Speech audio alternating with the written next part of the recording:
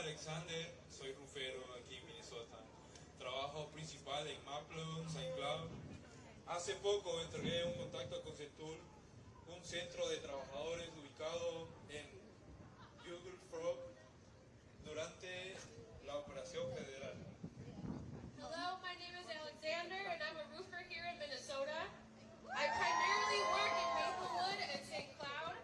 I recently got connected to Sentinel, a worker center located in George Floyd Square during Operation Metro Surge.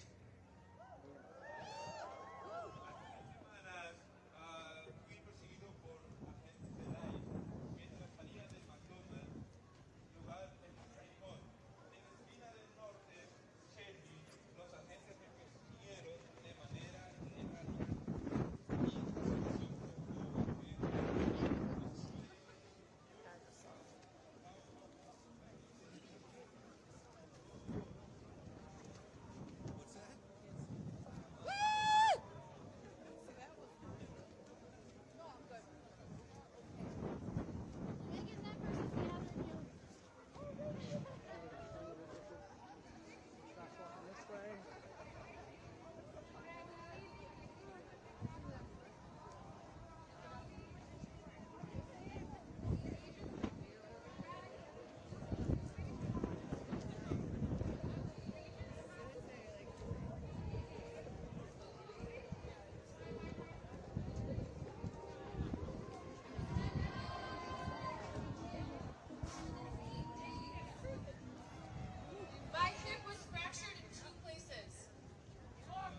Hoy estoy aquí porque me liberaron debido a mi caso de asilo, pendiente que me fui concedido cuando era menor de edad.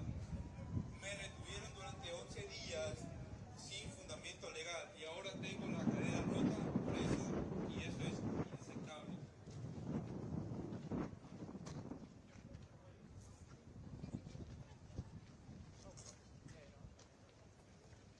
So I'm here today because I was released due to my open asylum case that I was granted when I was a minor. I was held for 11 days with no legal grounds, and now I have a broken hip because of it, and that is unacceptable. Ahora no puedo trabajar debido a las limitaciones que me impone mi lesión y por eso no podré realizar trabajos físicos durante 2 meses más. Además, ya lleva 3 meses sin trabajar. Debido a las actitudes de la migra, mi jefe también es migrante. Decidió que debíamos suspender todo el trabajo allá por diciembre porque el riesgo de que nos detuvieran o acosaran violentamente era demasiado grande, por lo tanto he estado sin trabajar.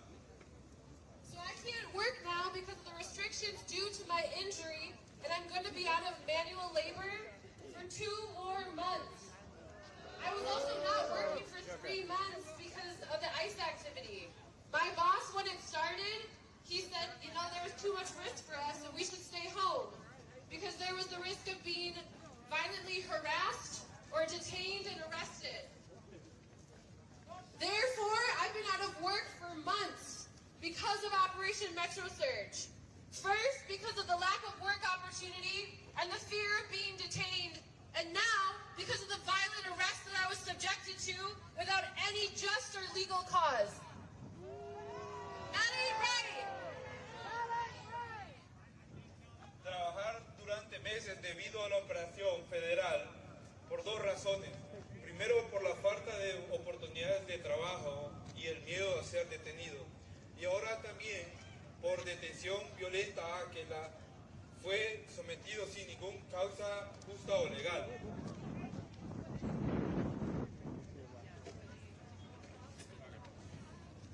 A los trabajadores nos afecta mucho esta operación violenta.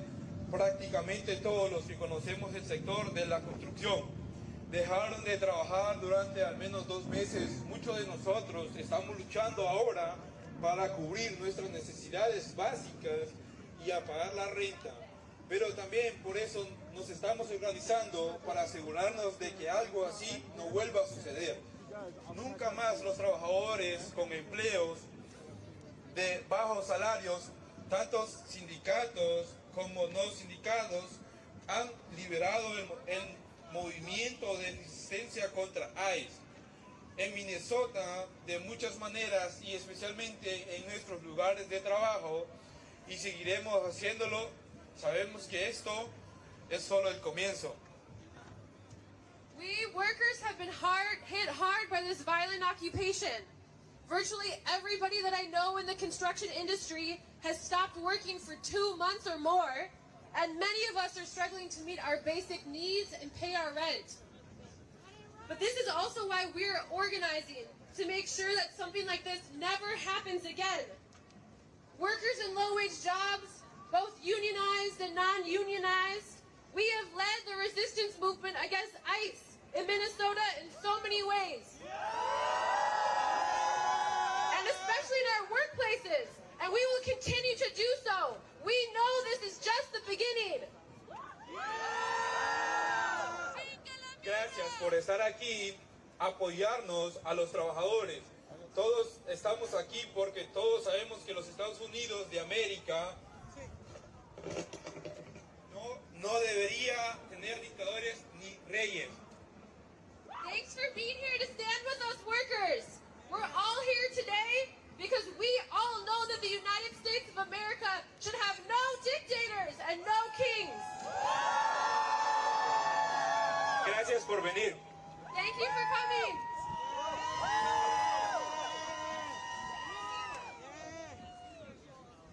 Thank you. Thank you so much, Alexander. Now we will hear from Carmen Campbell, a member of Service Employees International Union Healthcare, Minnesota and Iowa. Carmen! Minnesota! Hello, everyone! We're here today in solidarity. I'm Carmen. I'm from ACLU Healthcare, Minnesota and Iowa. And I am a healthcare worker. And I am here to stand with all in solidarity of this disgrace that has come upon the people of Minnesota. We are tired of this ICE. We are tired of the affliction of the people. We are tired of those who don't see all of us as humans and as American people. Whoever you are, we are here against no kings today. No kings today.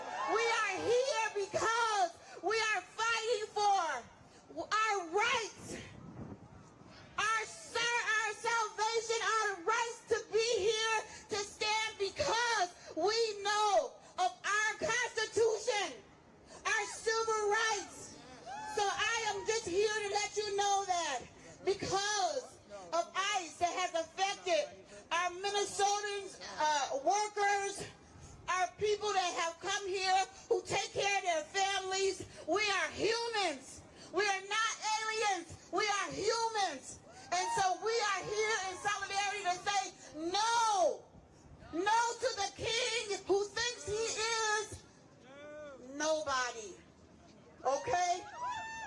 Our healthcare workers and healthcare at SEIU has been affected, and we are not happy about it. People will not come to work because they have been afraid to be detained. We have had to fight for those who were detained. In healthcare, we have to fight for those who will not bring their children to the hospital to get proper care. It is not right that when people wait for months to come and have care and they can't not come because they are afraid to come outside. We say no to that. We will not stand for that. We are here in solidarity to fight against those who say we are not all human here in Minnesota. And as a healthcare worker, I am here in solidarity for that. So Minnesota, we're fighting together. Minnesota, we're fighting together. Minnesota, we're fighting together. SEIU Healthcare Minnesota is here with you. Amazing. Thank you. Thank you, Carmen. Now we will be hearing from Miguel Rito from Wesco.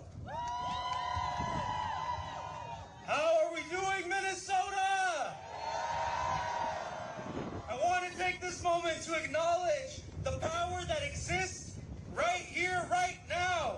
It's a beautiful thing to feel, and I hope you all are feeling it too. This is people power. Thank you all for being present. All of us are exactly where we need to be.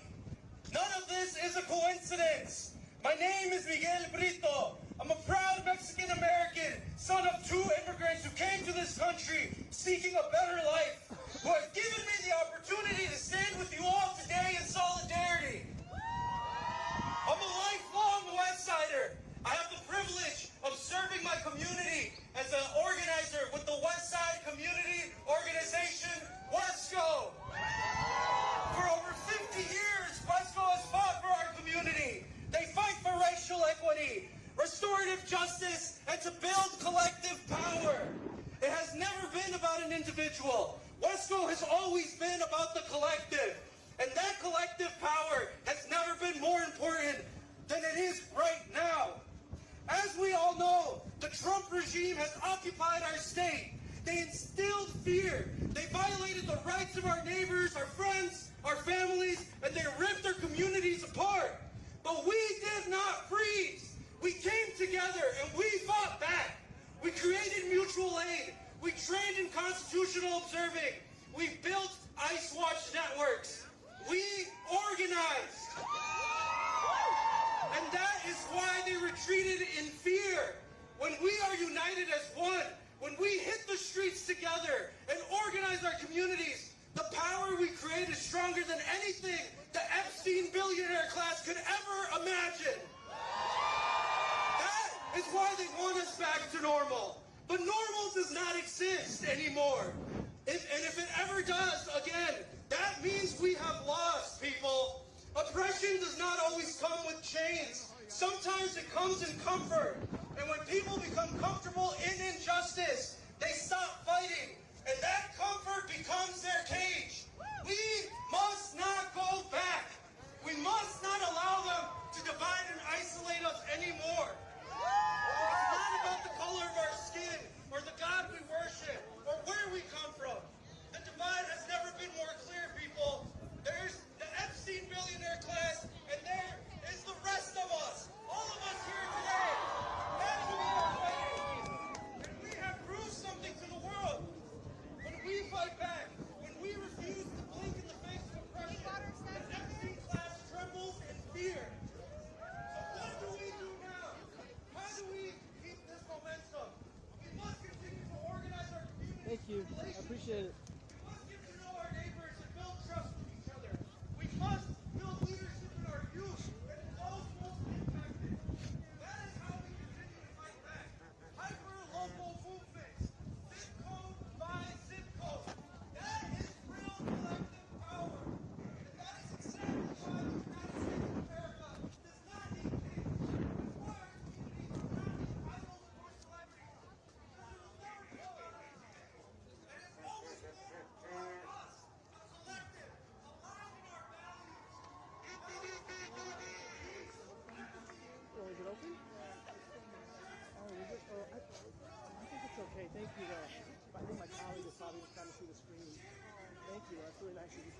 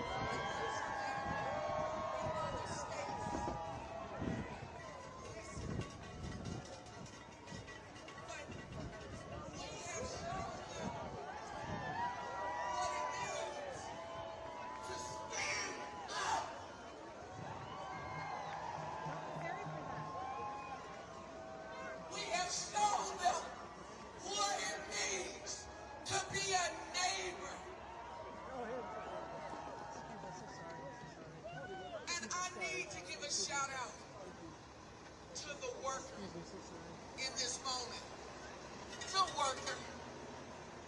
The worker, the humble barista, the line cook, the administrator, the secretary, right? The teacher, the carpenter, the pipe fitter, the electrician, the communications worker, just the everyday work-a-day Minnesotan who looked to the left and looked to the right and said, I am not going to let them do this to my coworker, to my neighbor, to my child's classmate. Not today and not tomorrow, not here in the state of Minnesota.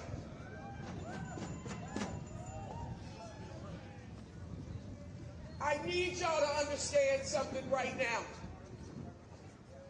How we show up for each other, not just December and January and February and March, is the way we're going to have to show up for each other. On a contract campaign, if you're in a union, and at the polls. Because, baby, we doing lightweight but heavy reps in this fighting right now. But that weight is about to get real heavy coming up. We're going to have a heavy lift if you try to create something beyond the world that we're living in right now. And that big heavy weight is coming up soon. I hope you feel like you got enough muscle mass right now. Because I know your fast twitch muscles have been put to the test when y'all raise money for rent and utilities and groceries for your neighbor, have they not? I know your muscles have been put to the test when you stood on a corner with a whistle and a phone, have they not? They wanted the specter of brown and black people cowering on the street corner. And what they got was the diversity of Minnesota standing there saying, not to fucking day.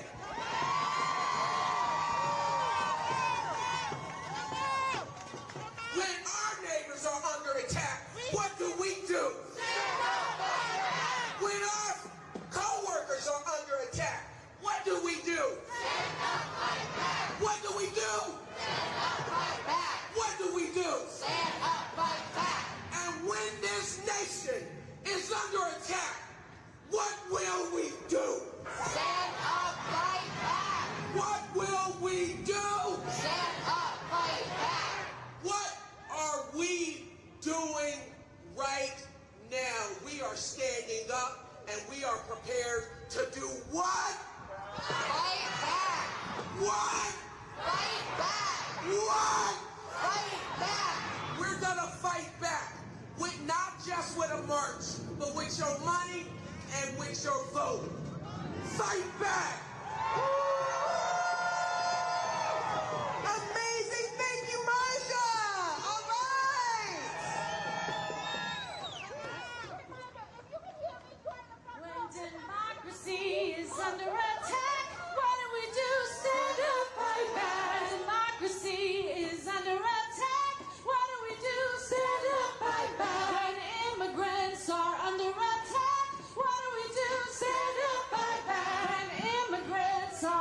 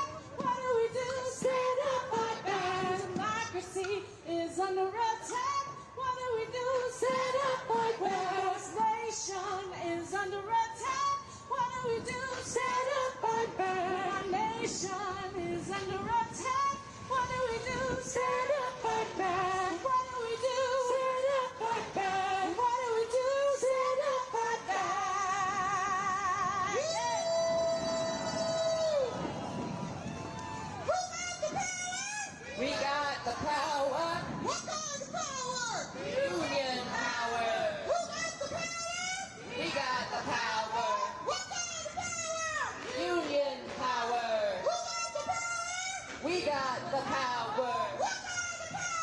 Union power. We got the power. Union power. We got the power. Union power. We got the power. Union power. We got the power. Union power. We got the power. Union power.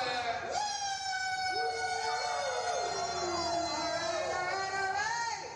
Next up, we've got the Minnesota Association of Professional Employees, Lydia Fox. I am here because almost exactly a year ago today, over 100 of my Minnesota public health colleagues were laid off. Another 200 public health workers, myself included, were told we would lose our job because the Trump administration illegally canceled a massive public health grant. I'm also here because my job was saved by dedicated, hardworking unions, lawyers, advocates, and judges who still believe in the power of the Constitution and the rule of law. In a little over a year, this administration has gutted public agencies, fired and mistreated public workers, obliterated foreign aid programs, thrown entire clinical trials in the trash, and set American science back in time.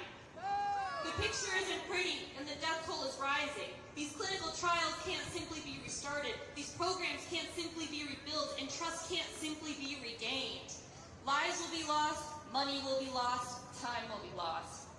But we wouldn't be here today if the end of this story was already written. On Tuesday, a public health worker won the special election in Florida, flipping the district that includes Mar-a-Lago. Last week, a federal judge blocked the Trump administration's attempt to cancel more public health funding to the state of Minnesota. Professional organizations are stepping up to fill the void filled by public agencies that have been pilfered and gagged. Unions are stepping up and fighting tooth and nail and tooth again to protect the rights of workers and the health and safety of all Americans. People are stepping up and you keep showing up. Science keeps happening despite this administration's best efforts. We all know this fight isn't over the day this regime is. We have a lot of rebuilding to do and the journey won't be pretty. But we know that if we try, these clinical trials will be started again. These programs will be built again and trust will be gained again.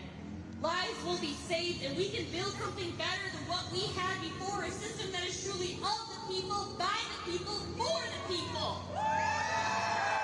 And before I leave, I got one more message for Donald Trump. No kings, no tyrants, keep your dirty hands off science. Thank you. All right, for the Seafoam Federation of Educators, Mandy Jung.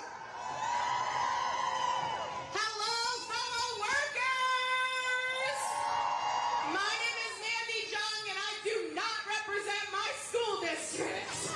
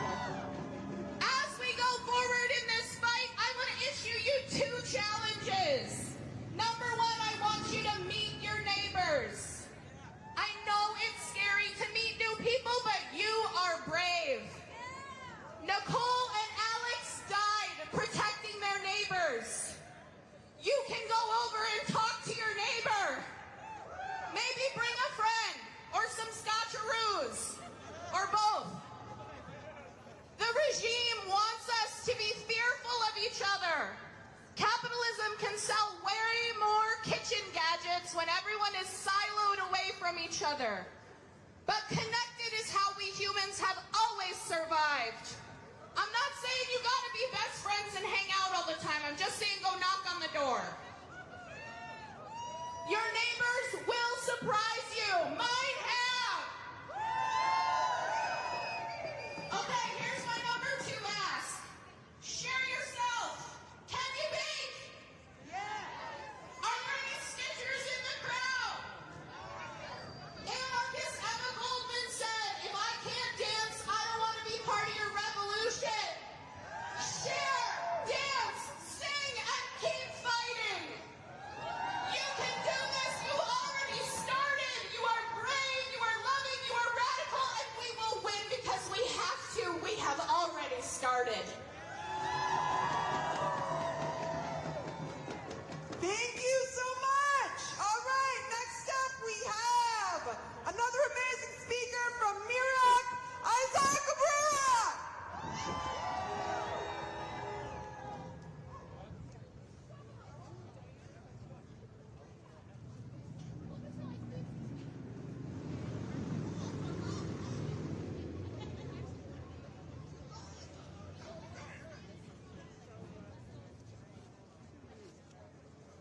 Hello, Minnesota. My name is Isaac. I'm with Mirak. And I'm just a Mexican.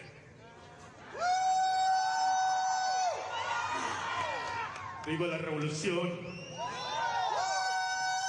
Okay, this past month, we saw drama every goddamn day. That's right. And we faced it ourselves. And when we asked our elected leaders to join our resistance, they told us they have bigger guns. What did we have? What did we have? We have nothing but whistles, cell phones, and each other. Nothing else. We had lots of will to fight back. Today, we are thirsty for accountability for all lives lost and all at the hands of ICE. All lives. We ask justice for Renee Good. We ask justice for Alex Preddy. We ask justice for Ruben Ray Martinez, shot by ICE at a traffic stop in 2025. Justice for our neighbor Victor Manuel Diaz, who died mysteriously in an ICE concentration camp in Texas. Justice for our neighbor and refugee Nurul Amin Shah Alam, left to die outside in the cold winter by ICE. Justice for Alberto Gutierrez Reyes, who died in ICE custody after he was repeatedly denied medical care. Shame. Justice for Daphne Mitchell, whom ICE left to die alone on the streets, an hour from her home. Shame. We ask justice for Mohammed Nasir Pakdawal, who died within a day of being kidnapped by ICE. Shame. Justice for the dozens more unique and precious human lives we have lost to this terrorist organization that they just changed their name from KKK to ICE. There is no appeasing or compromising with this. And understand it, it didn't start within the last month or within the last January 2025. The immigration enforcement machine has been grinding through our communities for decades. Across every single administration, feeding our loved ones and neighbors to the rich and powerful that want you to believe that the immigrants are the roots of all of our problems. We say, no more! No more! No more! No more! And we expect our government to stand with us. Governor Walz,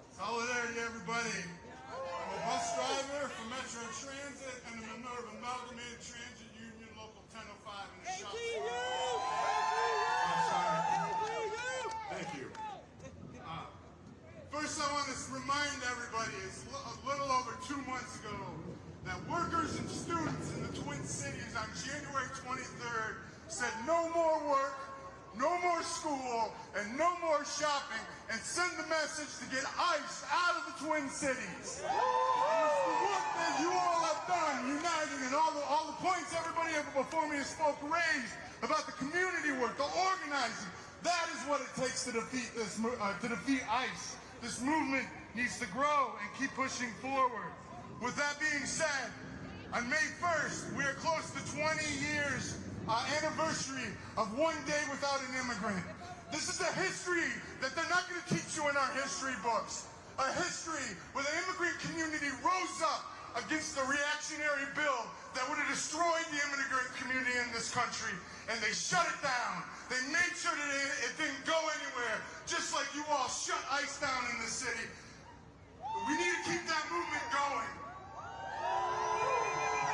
We need to build a movement that demands an eviction on moratorium, a moratorium on evictions, that demands funding for health care, that demands funding for school, that demands funding for housing, and also everybody is a human being. No human being is illegal.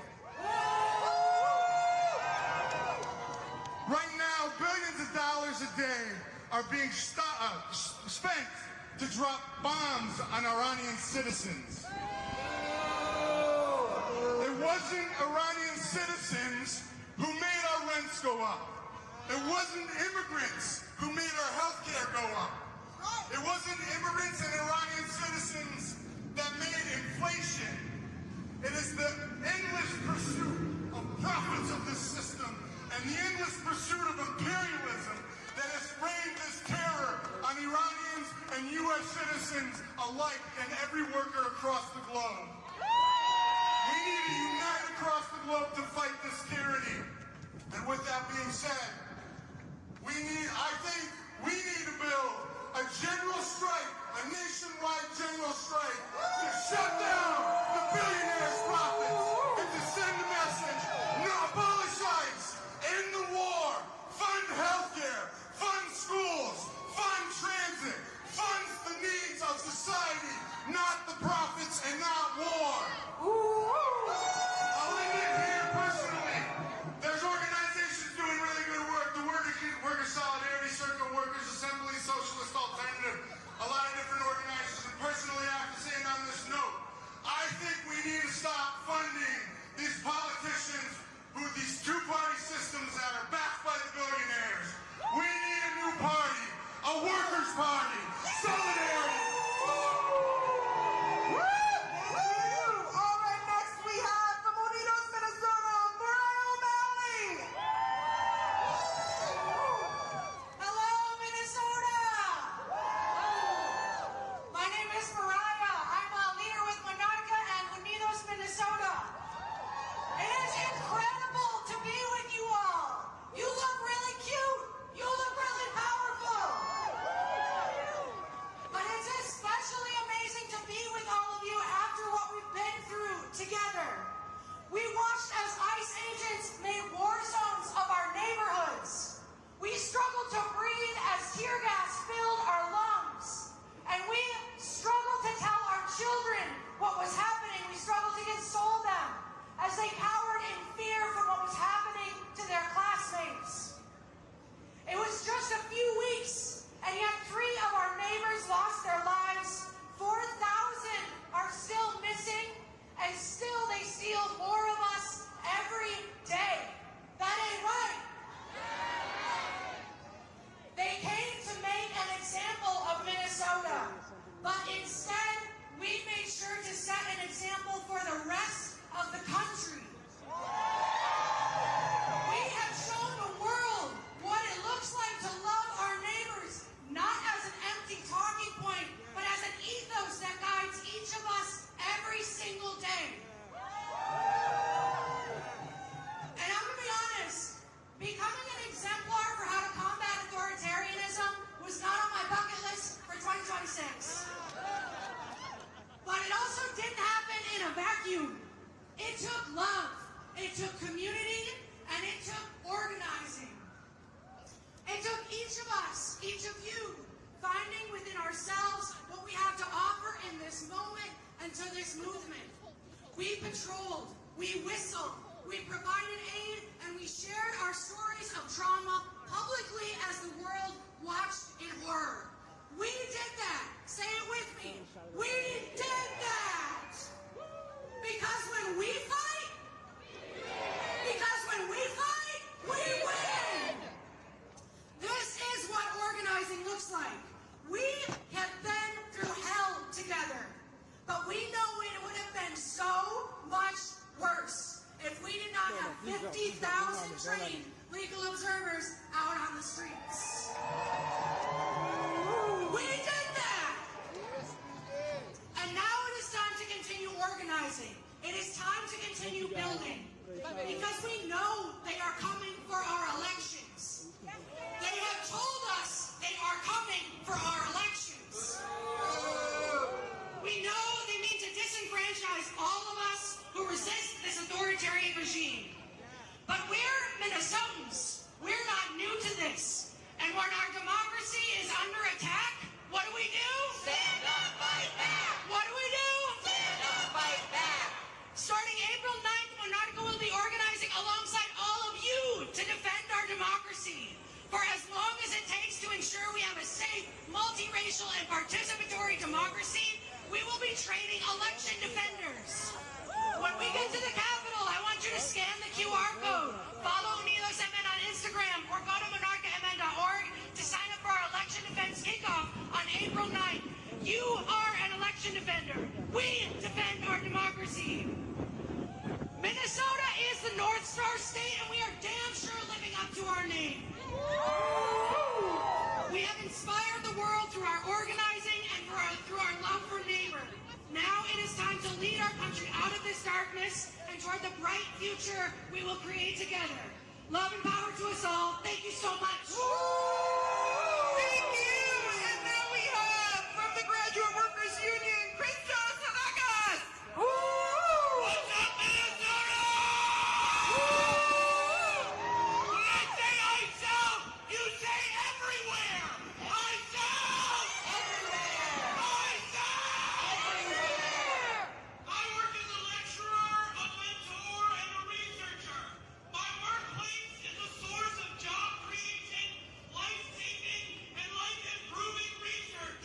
The current regime has attacked this workplace on every front and decimated the functional capacity of science and discovery, not just in the University of Minnesota, but in every university in the United States.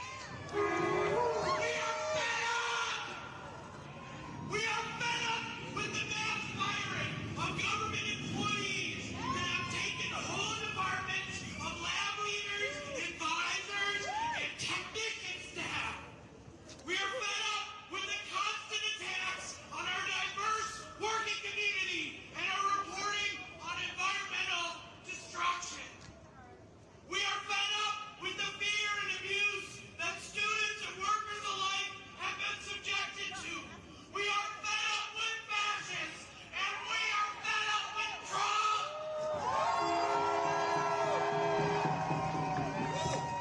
Most of the people I interact with on a daily basis are either internationally connected, part of the LGBTQ community, or deeply invested in the betterment of our planet. The regime has called us terrorists, scammers, un-American, stupid, and worst of all, they called our colleagues and our students garbage. Shame! Funding has been or is being cut to every field except for that of the military-industrial complex.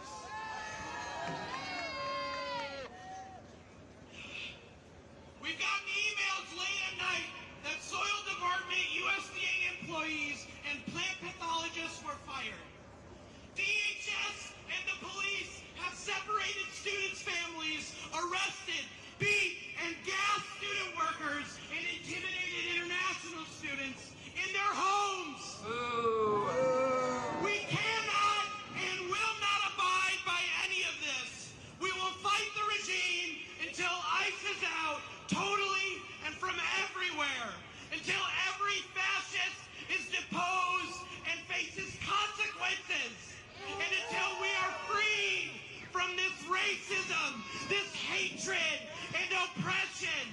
We can do this if we do it together. Si se puede, si podemos hacerlo juntos. When I say ice out, you say everywhere. Ice out. Everywhere. Ice out. Everywhere. Ice out.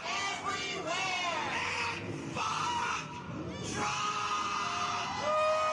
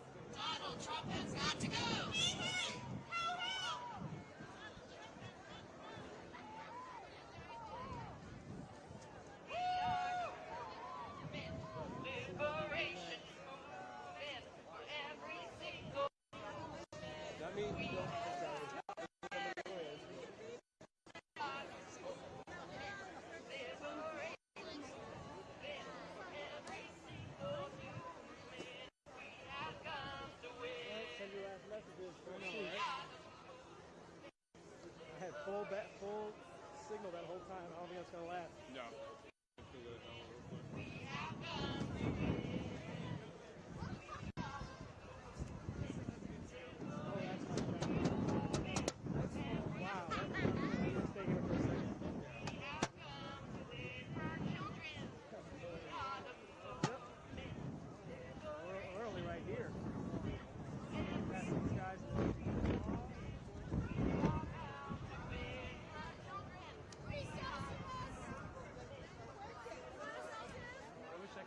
Carry it right now.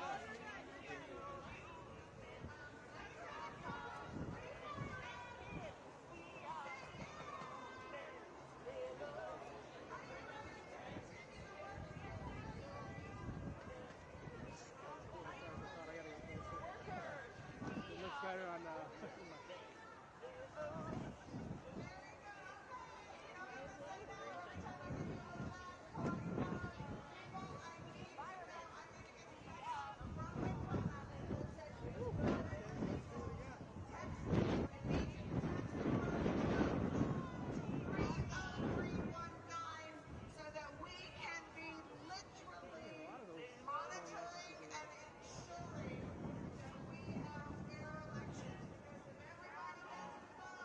vote to 30319 so that we can be literally monitoring and ensuring that we have fair elections. Because if everybody gets to vote, we can turn this shit back around. I swore. It's my one swear.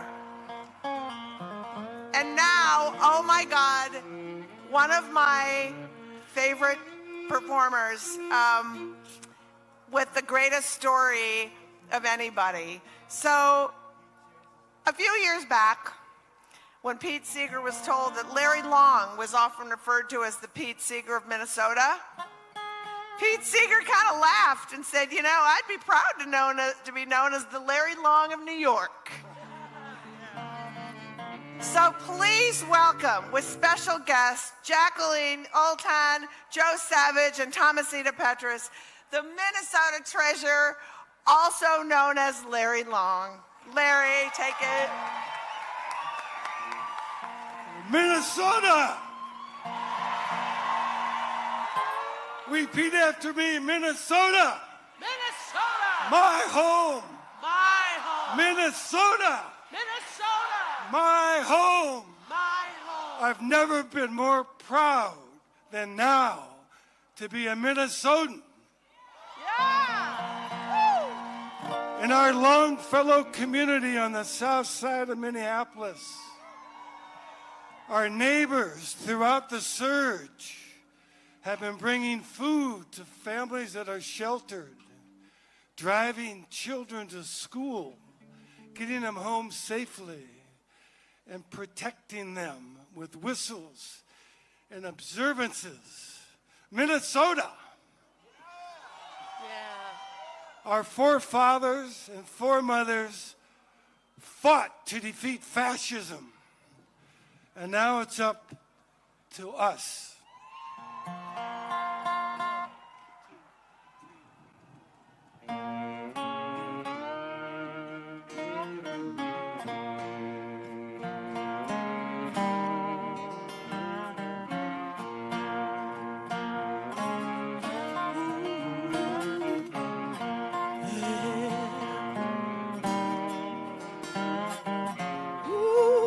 Beneath your coat in too long time, there's a burning cross you can't hide. Instead of bridges, you build walls, all for you and none for all.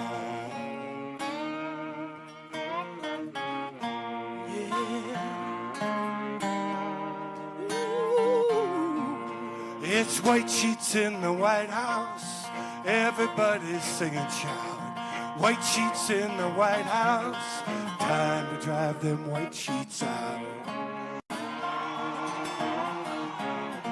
Yeah, oh yeah. Just like your father, everybody knows. Dividing us on racial lines with your old friend Jim Crow. Oh, no, yeah. Oh, yeah.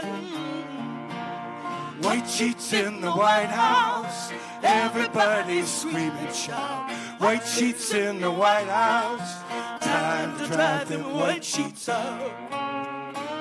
Drive them out.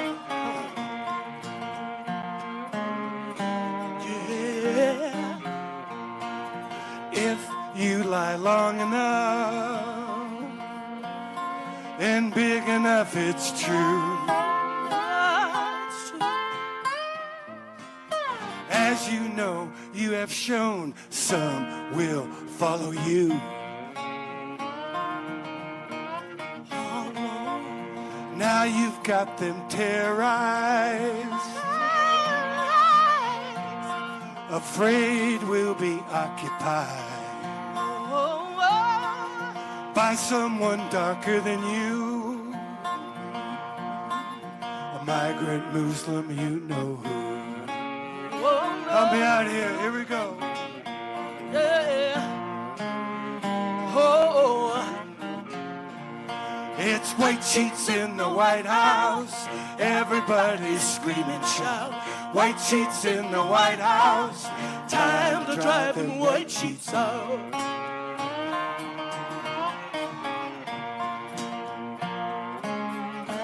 Oh, drive them out. Tell me where were your soldiers down in Charlottesville. When those neo-Nazis marched and that brave woman got killed. Oh no, no, no. It's white sheets in the White House. Everybody's screaming, shout. White sheets in the White House. Time to drive them white sheets out.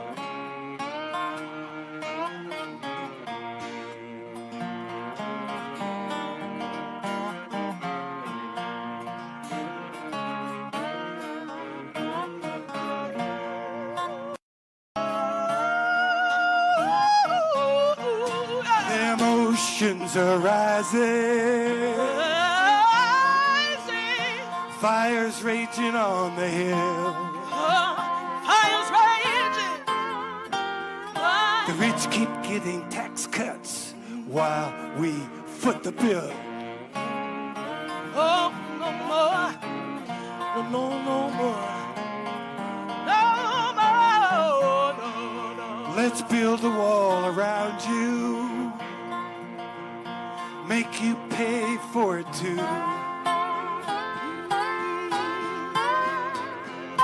We will be great again on the day when your term is through.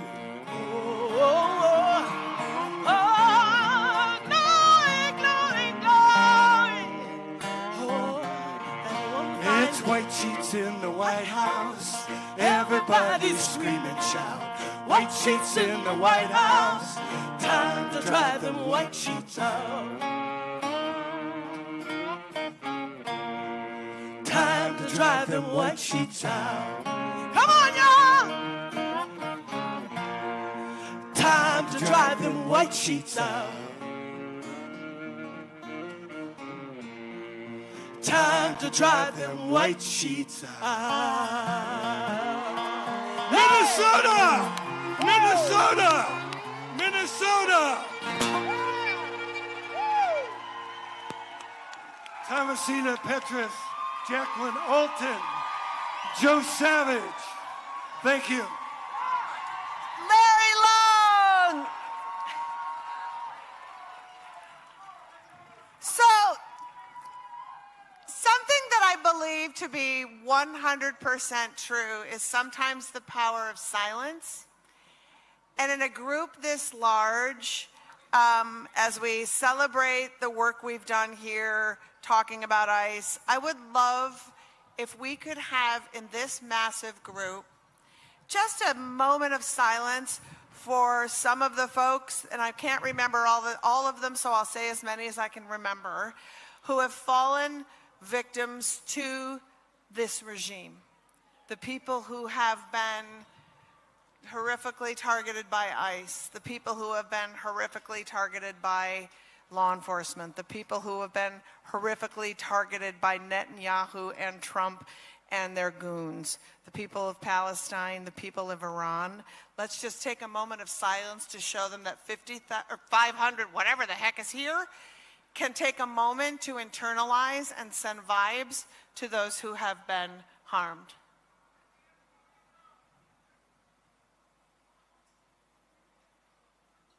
And that is why Minnesota is great. Thank you for taking that time, and thank you for recognizing those that we're fighting for.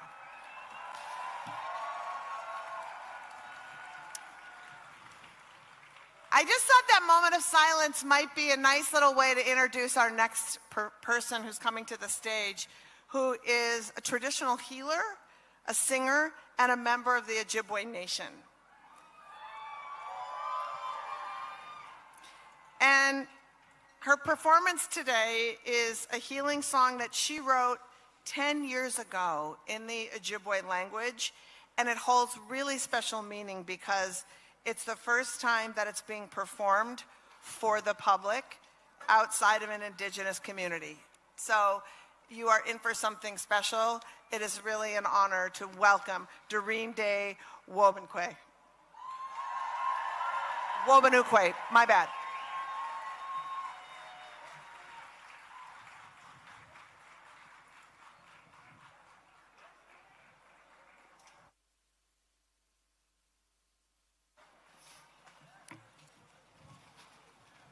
Doreen's coming up shortly, so until that happens, how are we all doing? Do we have after plans, march, drinks? Where should we go? What? Let's make a plan, you guys. I don't know. What are we doing? Okay, great. Oh, I see. Okay, it's different. I'm sorry. Look at me making a mistake. You know what? That's on me. But you were all great, and we're coming back. So let's do it. Okay.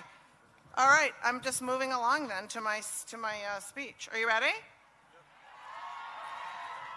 Change of plans. The cast of Hamilton. No, I'm kidding. Oh, I'm reading this all wrong. So often, we have so many tireless legal advocates defending us as we fight for our civil and constitutional rights. And there is no organization that fights more tirelessly than the ACLU and the ACLU of Minnesota. So it is my great privilege to welcome to the stage the Executive Director of the ACLU of Minnesota. Please welcome Dee Binder-Mayo!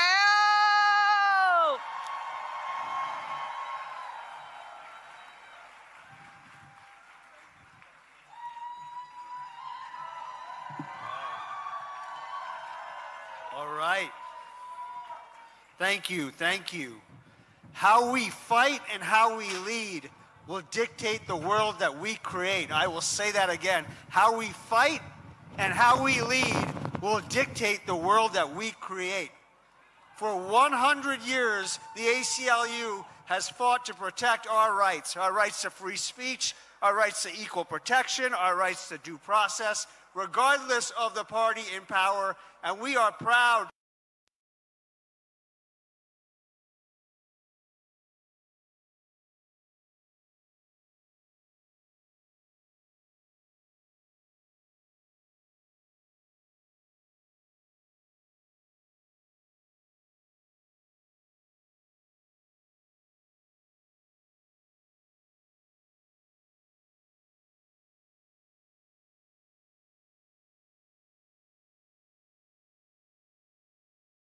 executive authority while the world watched. Minnesotans did not waver. Minnesotans did not hesitate. Minnesotans did not capitulate. No, Minnesotans held their ground and showed the world what the words "we the people" really mean. Minnesota, because of the way you led, you have carved new ground that will forever be part of this nation's legacy. Minnesota, because of the way you led, you showed the world that control and uniformity is not power. Unity is power. Unity is power. And the unity of diverse voices is one of the most powerful forces in American history. And that is why it is more important than ever that we continue to push. We continue to keep the pressure up. We continue to fight. The ACLU will not stop because we know you won't stop either.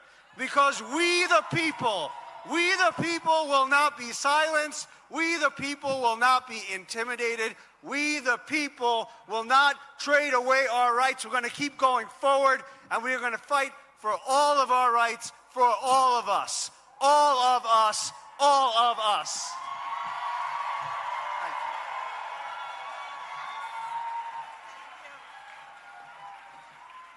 Keep it going!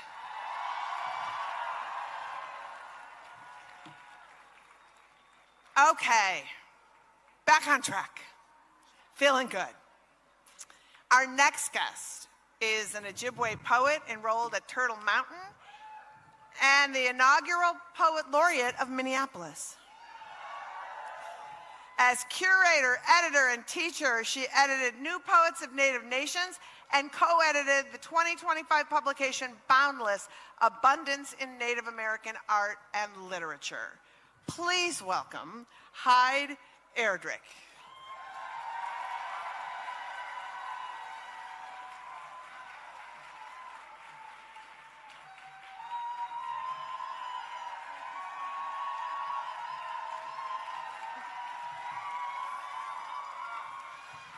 Bonjour and Danawe Maganadok.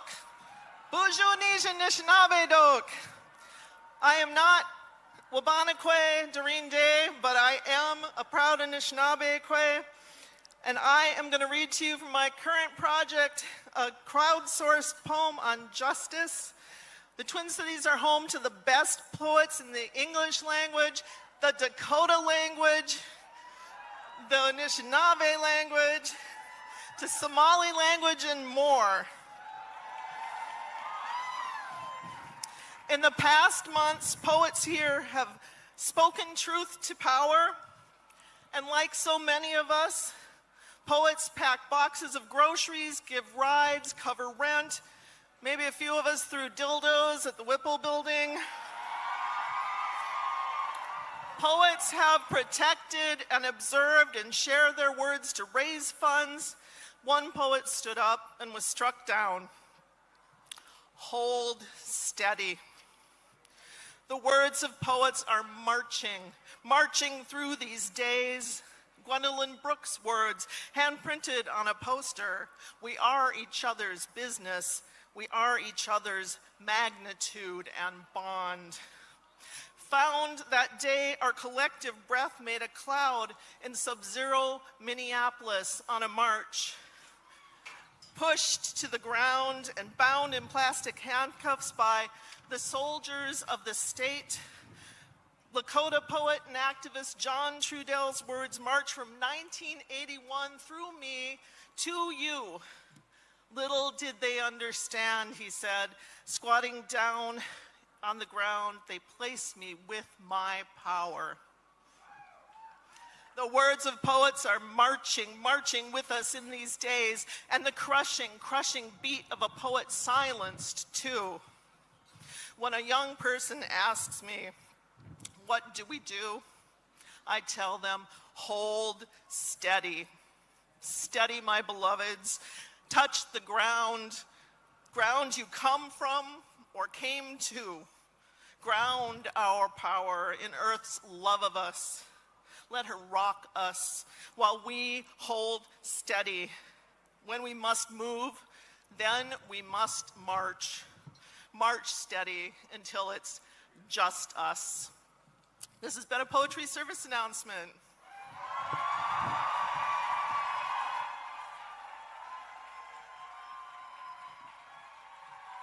Keep it going for Hyde Erdrich!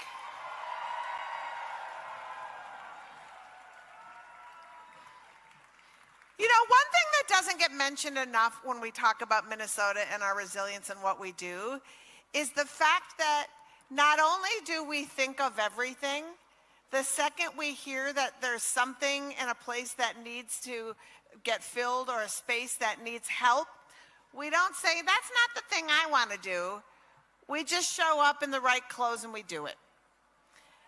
And I just want, since there's cameras here and the nation is watching the stream, I want people to know that if you want to act like Minnesota, or you think, Minnesota's a model, what can I do?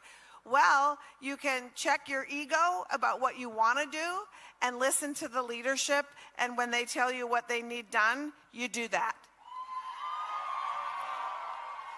And you pay enough attention to the amazing organizers who've been on the ground, who actually have the information, who've already done the work, instead of starting your own. Oftentimes when you're like, who's doing it? It's like someone. You just need to learn who, and then you need to be the pack mule in the fight that they have been doing and organizing, because let me tell you what we need is pack mules, because there's brilliant minds and brilliant leaders in this community who oftentimes are putting up the folding chairs when they should be literally strategizing, because that's their strong suit. So be the folding chairs people, be the I'll bring donuts people for the brilliant minds who are actually making this train run.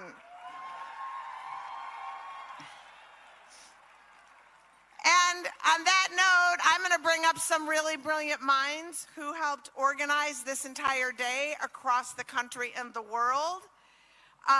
They are tireless humans. Some I have met just recently and I so admire. Some I've met today. Some whose work I've admired from afar. But you're so lucky to have them here today to speak to you about what you've done, and more importantly, where we need to go and what we need to do. So remember what I said just 2 seconds ago about when they tell you, do that. Do that thing. So please welcome to the stage the organizers of this incredible movement. Oh my gosh, wind. Sorry. Co-executive directors of Indivisible, Leah Greenberg and Ezra Levin. The 5051 National Coordinator, Sarah Parker. Executive Director of Move On, Katie Bethel. And President of Public Citizen, Rob Weissman. Bring them up, everybody!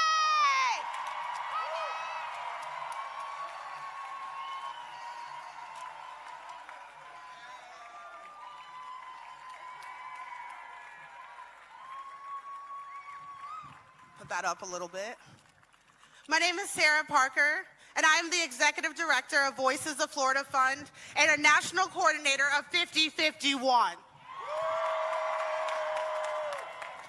I am honored to be here among heroes, and I mean you, the locals standing in front of me today.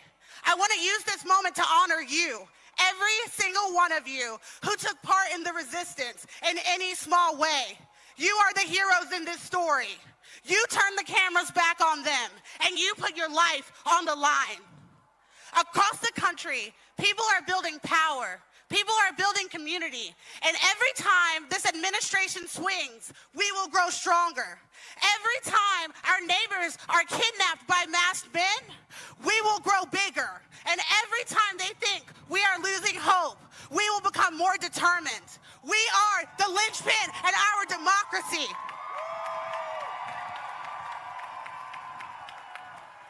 No Kings is calling for people just like you across the country to continue to build local power and those networks, to protect your neighbors and stand up and fight back. If there's anything I've learned living in Florida, you can't cede a damn inch to this authoritarian administration and to a man who has an ego of a king and the temperament of a child. We will not give in. We will not give up. They tried to control the narrative, and we are taking it back. The truth is immutable. We were never the villains in this story. They have always been.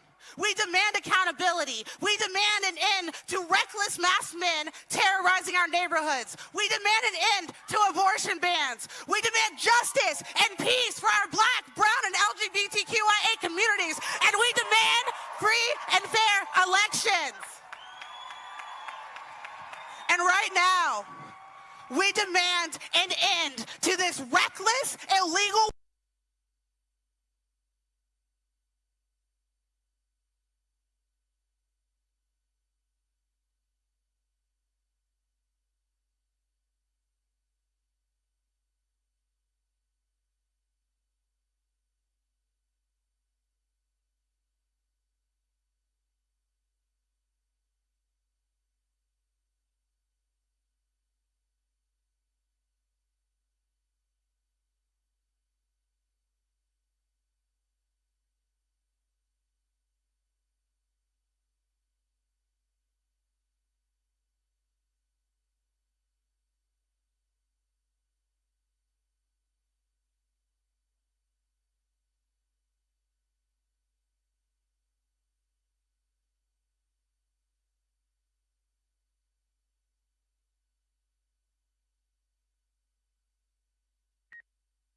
to be here because Minneapolis and the state of Minnesota, you show up.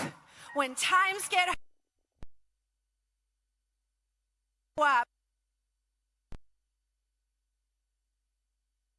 by your example, there are millions of people who need to hear from you what we do when tyrants speak up. What do? We show up. I want to hear you say it. Show up.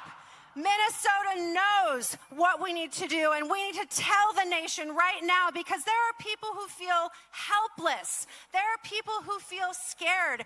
There are people who feel like showing up doesn't make a difference. But you know all of this matters. You know, what do we do when they try to trample our rights? What do? We show up. When they try to steal the election, what are we going to do? When they declare illegal wars, what do? Now, I want to tell you about some people who are showing up right now today for this No Kings community. There are thousands of volunteers who have given tens of thousands of hours to be safety officers, marshals, who are making sure that our events today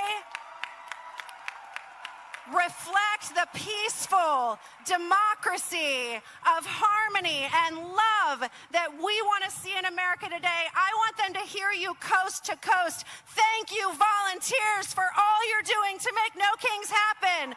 Thank you for showing up.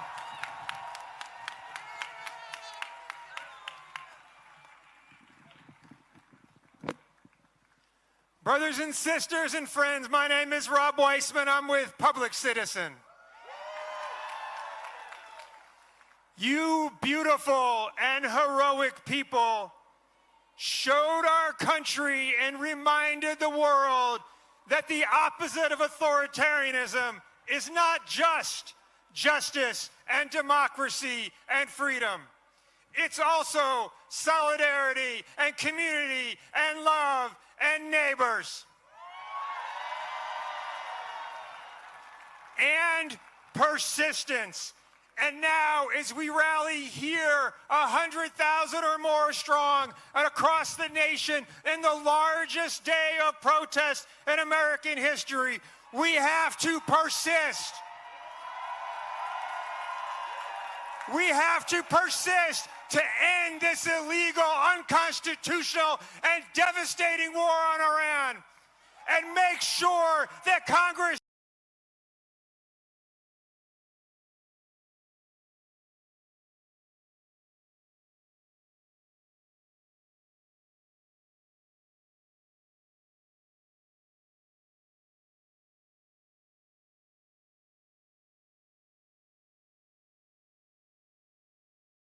to win our yes agenda. Yes to health care for all. Yes to tax the rich. Yes to the clean energy revolution. Yes to overturn Citizens United. Yes for a living wage. Yes to make sure every person has the right to organize into a union. Yes to make sure there is equality for every human being living in the United States, whatever their status, whatever language they speak, whatever their gender. Now say this with me, my friends. Say this with me. No kings, no ice, no war. Democracy is what we're fighting for. No kings, no ice, no war. Justice is what we're fighting for. No kings, no ice, no war. Health care and human rights and dignity and freedom and love and peace is what we're fighting for. No kings, no ice, no war. No kings, no ice, no war. No kings, no ice, no war. Thank you. You're beautiful.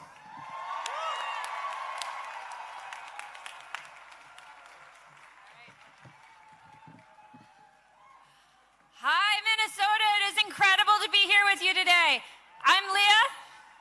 Hey, and I'm Leah's husband, Ezra. This is our wedding anniversary. And we are proud to support a movement of thousands of local indivisible groups across the country building power on their home turf, including the incredible groups of Minnesota. Now, today is historic. We are seeing 3,300 protests across every state and congressional district in America standing up to say we have no king. But Minnesota, of all people, you know that it takes more than one day of protest to defeat fascism. It is going to take relentless, determined, creative organizing to protect our neighbors and to stand for our rights. The nation learned that from you.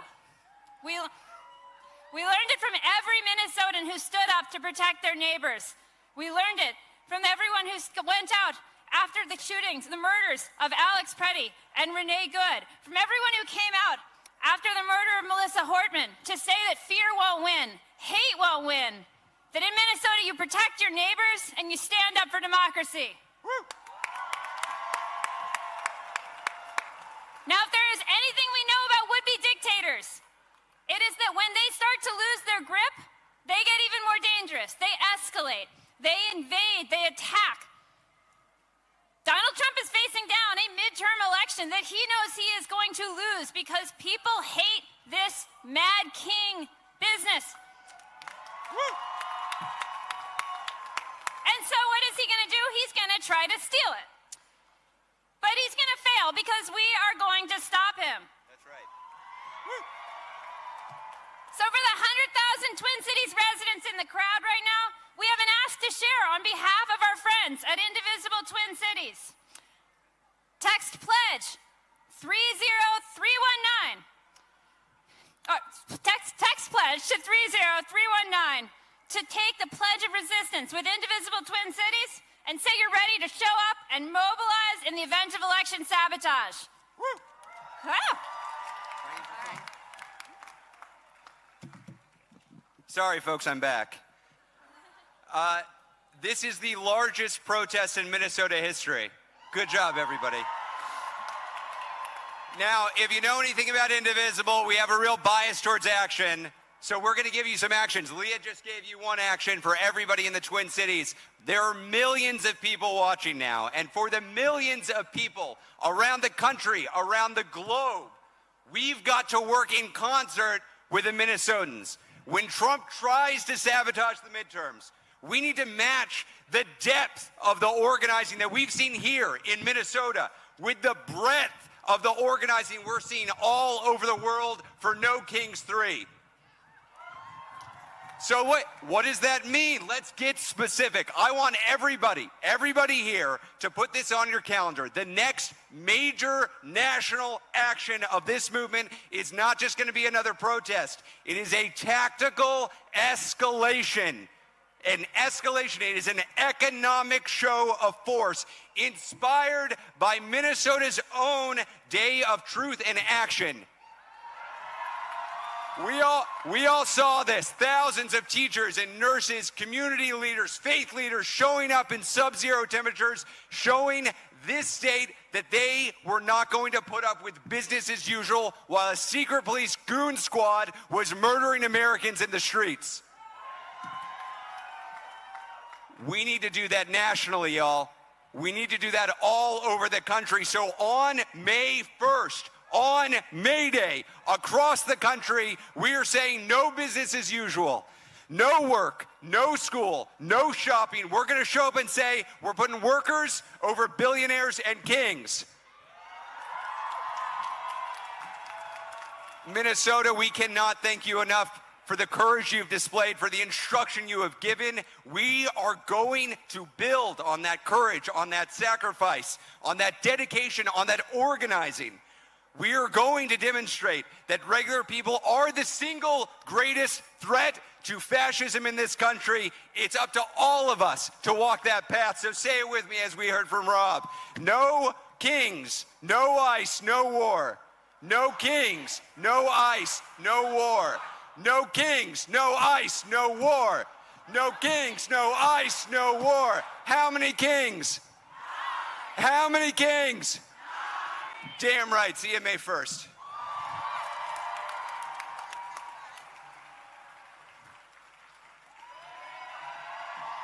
Keep it going! These folks are not messing around. All right. We're going to do a redo because I was out of order and now I'm back in order. It's hard. This is hard, y'all. You know, brain fog, old, menopause. Give me a break. Now we're going to I'm just going to read it again because the importance of this next speaker is really incredible.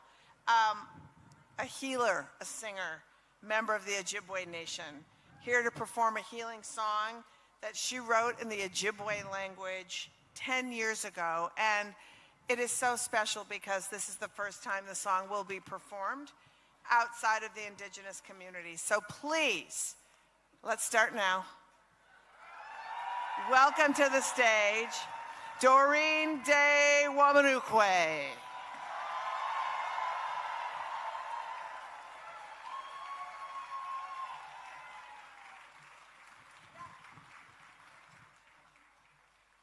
Doreen De Wamanukwe, let's hear it!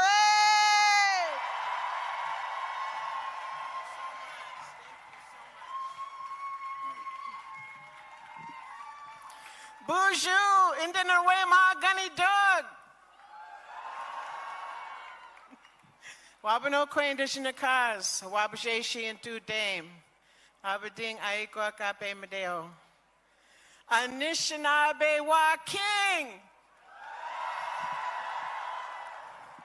Our ancestors are always with us. This is a healing song for all of those that have suffered during this time. Go come sinan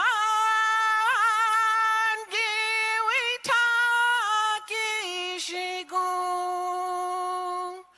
no jimoyan ijibimo said no jimoyan ijibimo said ijibimo said go come sinan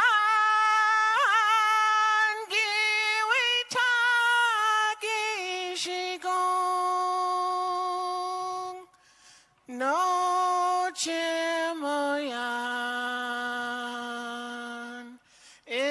ijibimo said no jimoyan ijibimo said ijibimo said go come sinan giwi taki shigung no jimoyan ijibimo said no jimoyan ijibimo said ijibimo said go come sinan giwi taki shigung no jimoyan ijibimo said no jimoyan ijibimo said ijibimo said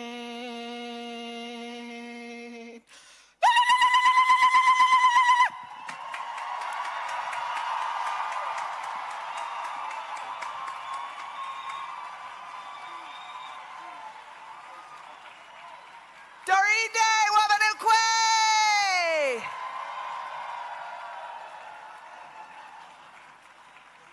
So y'all, being that a big part of this day is a tribute to all of you, we have another video from another super dope person who couldn't be here but wanted to lend his voice in a sort of montage of all of the great work that you did. There will not be enough dildo throwing in this video, I will warn you, but that's just the world we live in. I'm so sorry. So please take a look at yourselves and see how amazing it really is.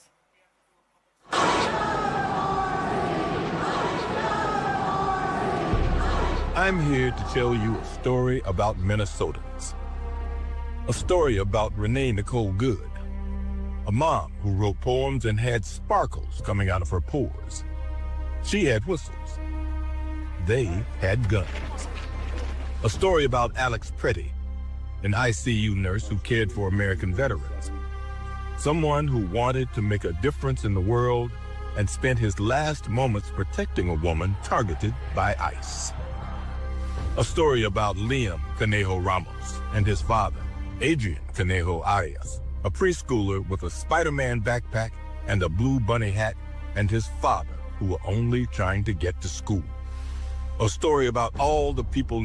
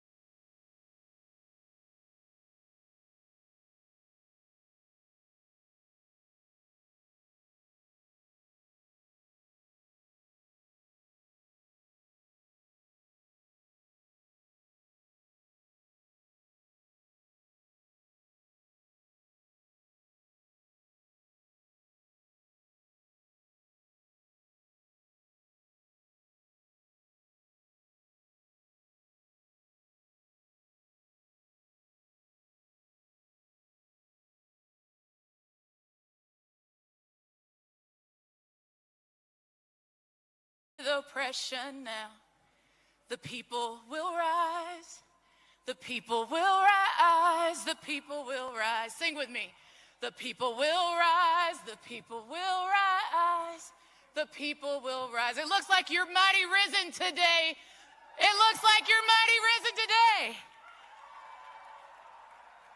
My name is Ashley Woodard Henderson, and I'm going to be your friendly MC today for this No Kings 3 flagship rally. How you doing?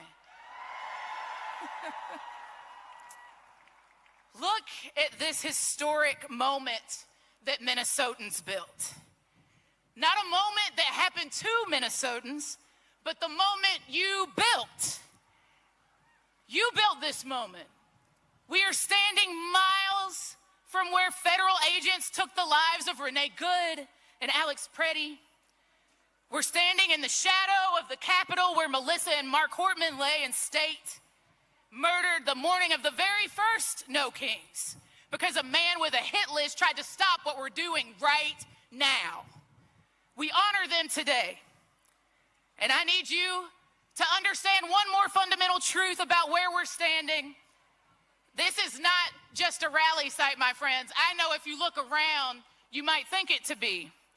But this isn't just a rally site. This is a place where a wannabe king sent 3,000 federal agents to terrorize your neighbors. Stephen Miller drew up the blueprint. Y'all heard of that little thing, Operation Metro Surge? They thought it could break Minnesota. They didn't know Minnesota. They didn't know Minnesota. They didn't know the immigrant families and labor unions, faith leaders and soccer moms, retirees and young people would lock arms and say, not our neighbors. Not our city. Not our state. Not here. Y'all, you didn't just resist. You didn't just show up. You organized. You built phone trees and legal clinics. Y'all built sanctuary networks. You showed up in 10 below 0 degree weather. You came out when they had pepper spray and tear gas and bullets. You came back the next day and the day after that and the day after that, and guess what? The whole damn country told them to leave.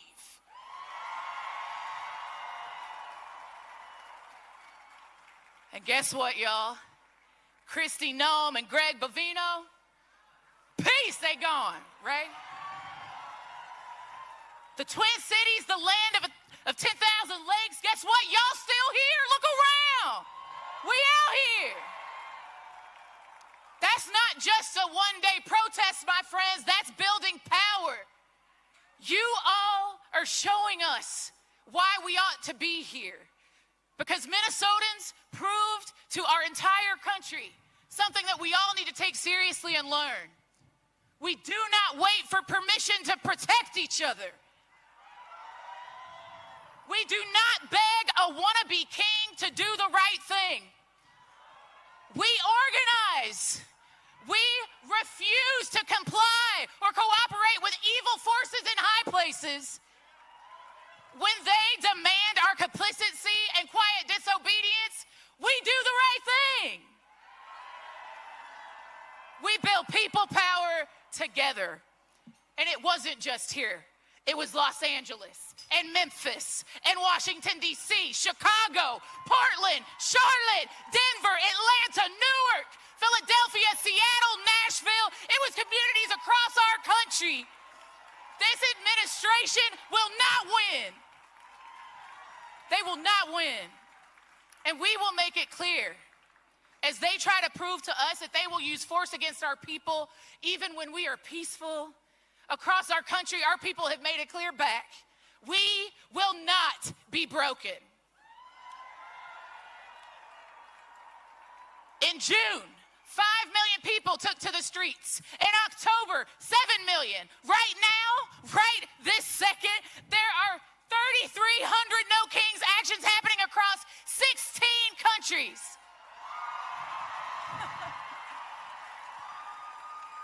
Y'all, there are No Kings protests on every continent except for Antarctica.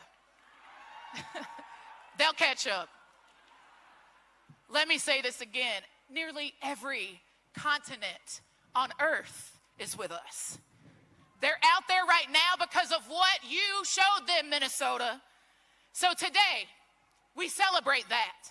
Today, we lift up the people who made this moment happen. Today, we sing and we march and we stand together on this beautiful day at this Capitol and we let them hear us. Do you want to be heard today?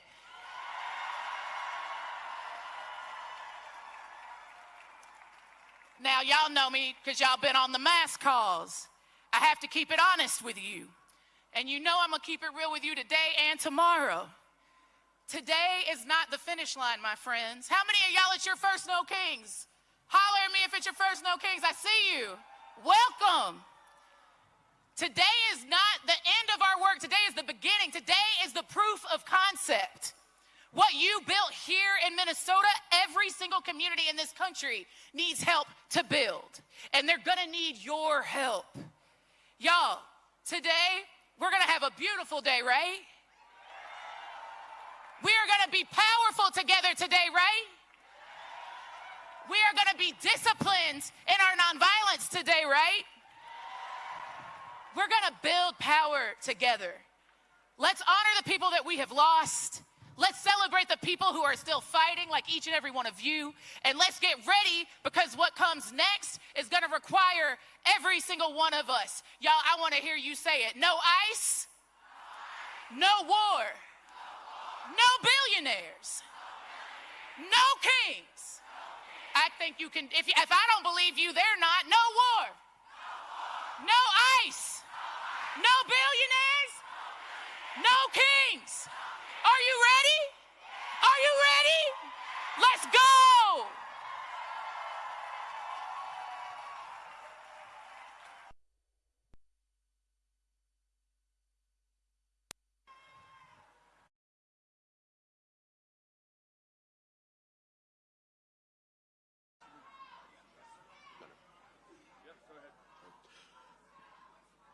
Please welcome to the stage Gwen Westerman, Minister Janae Bates, Imam Makram El-Amin, and Rabbi Ariel Lekich Rosenberg.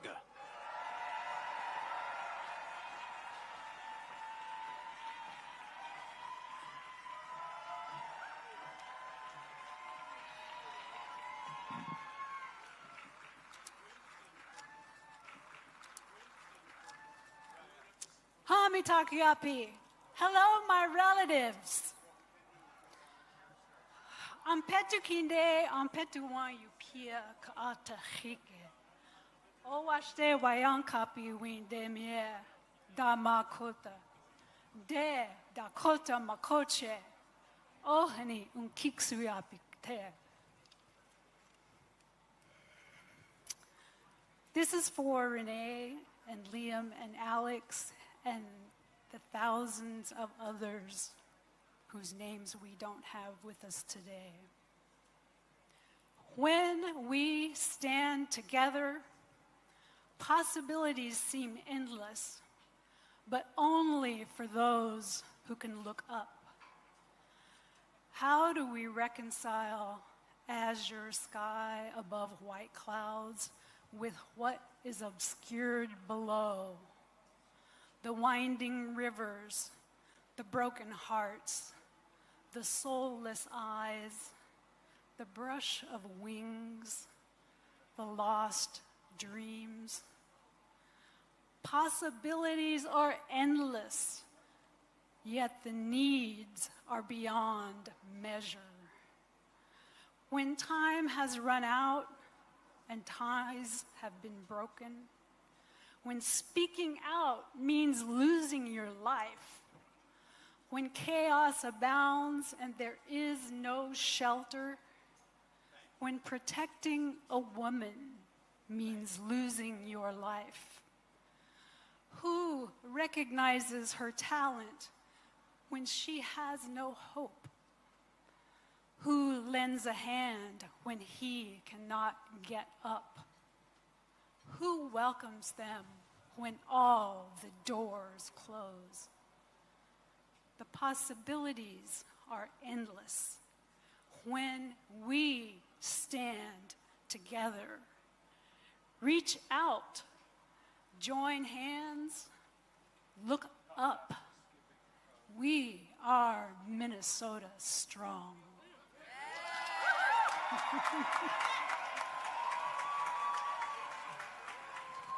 Thank you, Gwen. Hello, Minnesota.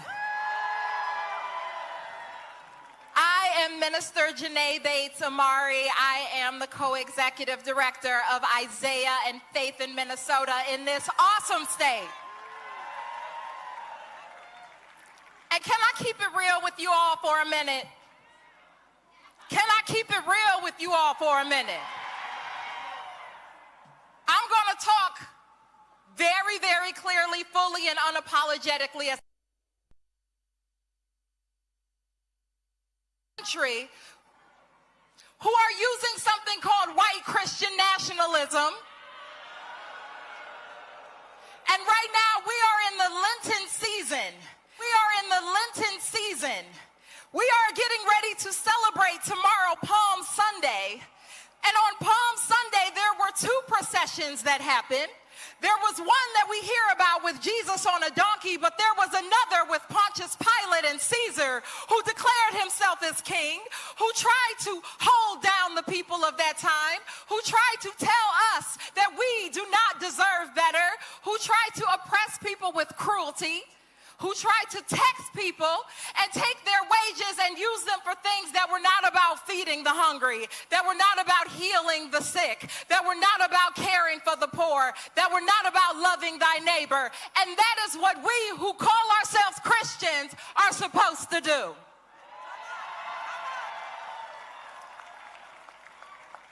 And so as thousands of Christians are prepared to come right back here tomorrow at 2:30, right back here at this Capitol, we are coming together to declare that Christians need to stand up right now at this time. That's right. Christians, especially in Minnesota, and Minnesotans across race and faith, have gotten to bear witness something great here. We have witnessed some horror and some terror and some harm and some abductions and some killing. But we've also witnessed what it means to love thy neighbor and to live that sermon out loud. And so my prayer for all of us Minnesotans, and the invocation in this moment, is that we take seriously our responsibility, that it is on us, that we have agency, that we get to decide what liberation is, and there is certainly no king in no White House who will do that for us. So I hope that I get to see many of you right back here tomorrow at 2:30 at this Capitol. But I also hope and pray that we continue to move our feet, because we may have won a battle, but we're going to win the greatest of all time, because Minnesotans are going to be that North Star. Minnesotans are going to be the one that become the light. We are going to be the ones to show this country how a neighbor loves their neighbor.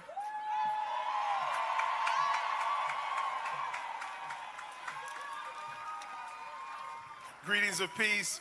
I greet you with the universal greeting of peace. Assalamu alaikum. May God's peace be with you. I am Imam Makram El-Amin, and I stand before you today as a Muslim. I stand before you as an imam, as an African-American man whose very existence is rooted in the struggle for dignity, justice, and freedom.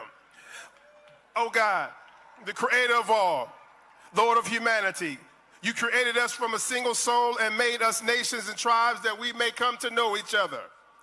We ask you this day to bless this gathering, not just for our presence, but for our purpose, not just for our voices, but for our courage. We stand together in this moment where power seeks to concentrate itself in the hands of a few.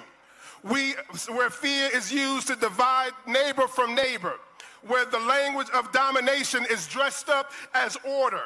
But we know better. We have seen this before. We carry the memory of oppression in our very bones. And we also carry the legacy of resistance in our spirits. Oh God, strengthen us to speak truth to power, not with hatred, but with clarity, not with violence, but with unwavering convictions.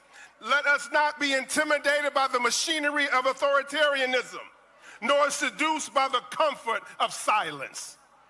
May us all people stand together for justice even when it's inconvenient. Make us people who protect the vulnerable even when it costs us something. Make us people who refuse to bow to any king except for you.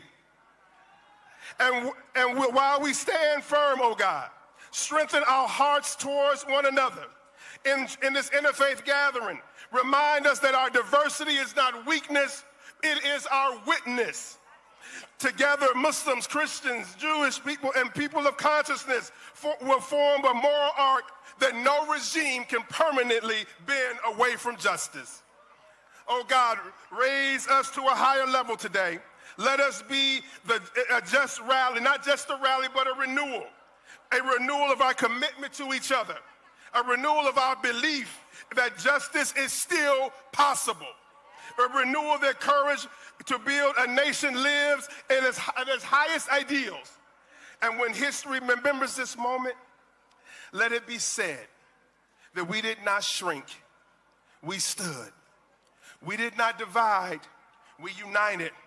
We did not despair, we believed. May God bless you all.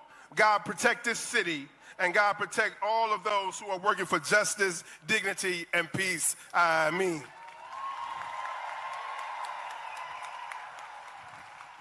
Good afternoon, Minnesota. You're beautiful. My name is Rabbi Ariel Lekach Rosenberg. I'm the rabbi of Sher Tikva in South Minneapolis. I am so honored to be here today. Will you sing with me? Will you sing with me? No one is getting left behind this time. No one is getting left behind. No one is getting left behind this time. We get there together, never get there at all. We get there together, never get there at all.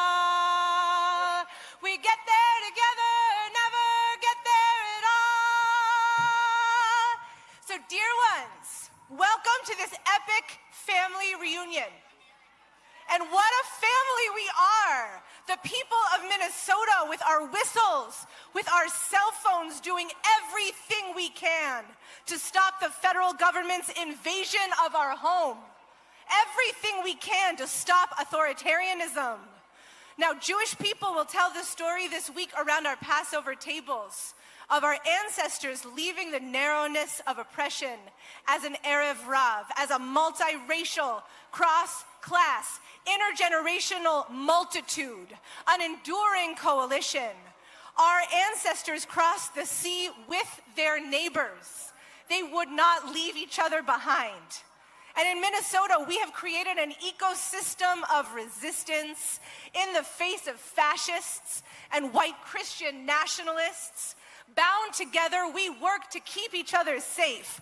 And these oligarchs, they're scared of our network of neighbors, this web of care, and they should be. And we're here together today to say no. No to the abductions, no to the brutality of this federal invasion, no to fascism, no to any leader that attempts to lead without the will of the people. But we are also saying a loud and beautiful yes to the world that we want, yes to repairing our communities, yes to our shared dignity, yes to our defiant joy.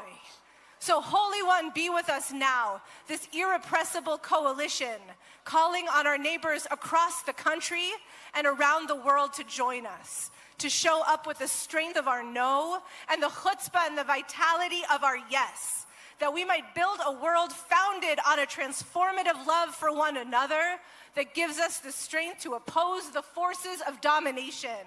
So, Holy One, make us a people who say yes and yes and yes to one another. Yes to creativity, yes to courage, yes to belonging to this expansive and expanding coalition. No one is getting left behind this time. We get there together or never get there at all.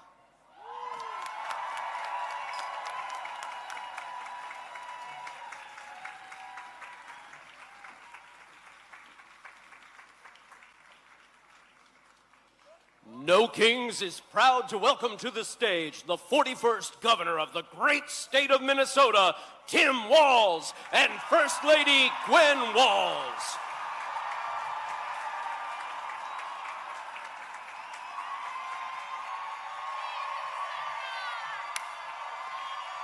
Wow.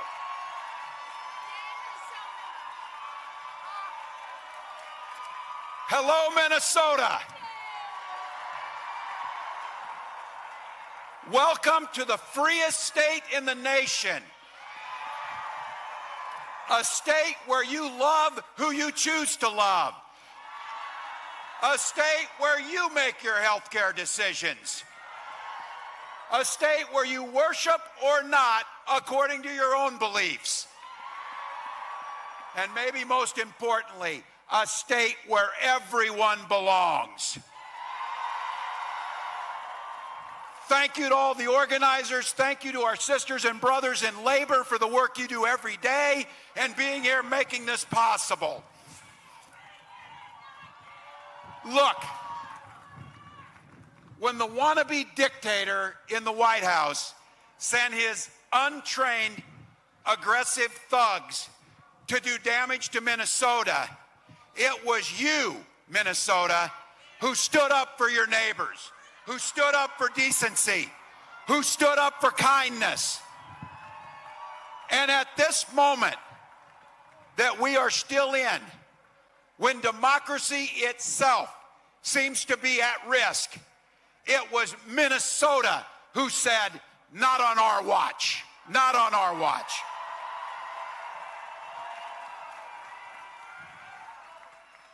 You are the heart and soul of what the nation saw that is good in this nation. But make no mistakes about it. They did damage. They killed Renee and Alex. They traumatized our neighbors. And just be very clear, our weather may be a little cool, but our people are warm and we're fierce. And my message, because this is not over, don't ever mistake our kindness for weakness. We demand justice for Renee Good and Alex Pretty. We demand justice for every single person who was hurt or traumatized. We will never forget what they did here. And I have a message to our immigrant community here in Minnesota. You are seen, heard, valued, and loved. You add value to our state. You are part of the fabric of what is good about Minnesota. And I have to tell you, that is a hell of a lot more than I'll say about anybody in the White House. And I will add a special thank you and a special acknowledgement that we will never leave the side of our Somali Minnesotans. Here's our pledge to you. Our Somali Minnesotans, your great-grandchildren will still be here when that orange clown is in the dustbin of history. You will be here.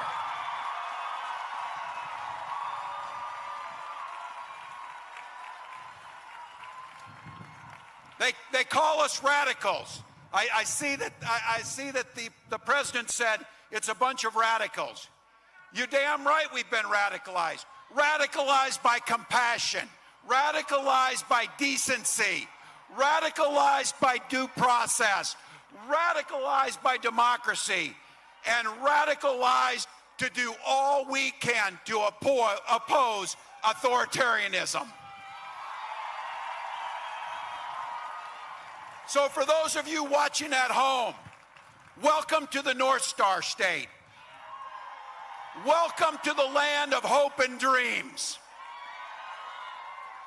And it's my pleasure to be able to welcome somebody who has spent a lifetime giving voice to the working class, expressing our hopes and dreams, our fears, all of the things that makes us human, and has done that with a voice that resonated across generations. So I have to tell you, we're damn sure about this. We need no damn kings. But I'll tell you what I'm glad we have. We do need a boss. Please welcome Bruce Springsteen to the stage.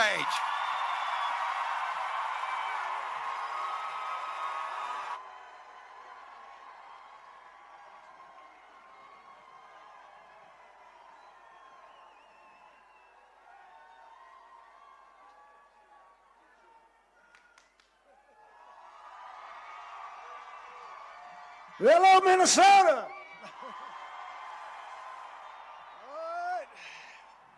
Hey, it's turning into a beautiful day.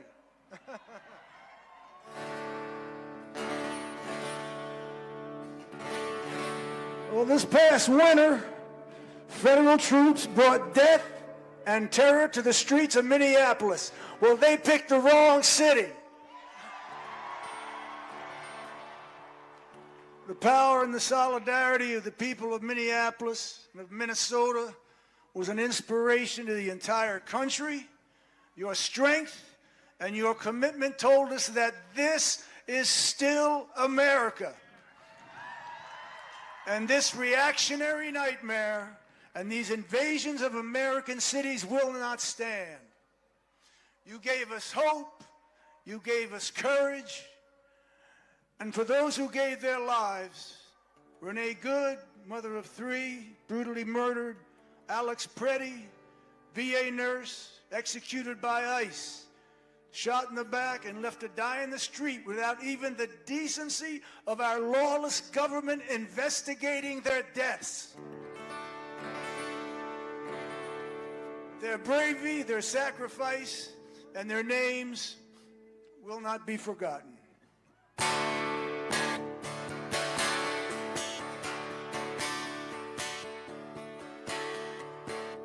Well, through the winter's ice and cold, down Nicollet Avenue, a city of flame fought fire and ice, 'neath an occupier's boots. King Trump's private army from the DHS, guns belted to their coats, came to Minneapolis to enforce their law, or so their story goes. Against smoke and rubber bullets, well, by the dawn's early light, citizens stood for justice, their voices ringing through the night. And there were bloody footprints where mercy should have stood. 2 dead left to die on snow-filled streets, Alex Preddy and Renee Good.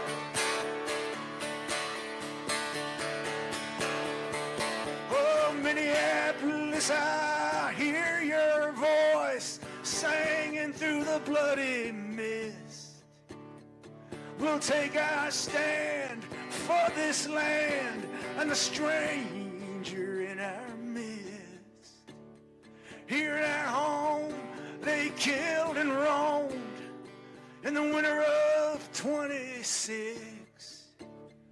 We'll remember the names of those who died on the streets of Minneapolis.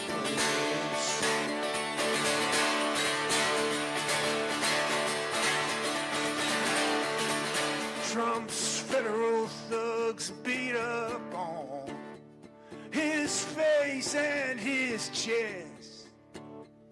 And then we heard the gunshots, and Alex Preddy lay in the snow dead.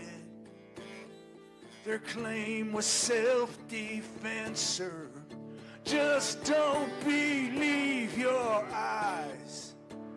It's our blood and bones and these whistles and foams against Miller and Noam's fucking lies. Minneapolis, I hear your voice crying through the bloody mist. We'll remember the names of those who died on the streets of Minneapolis.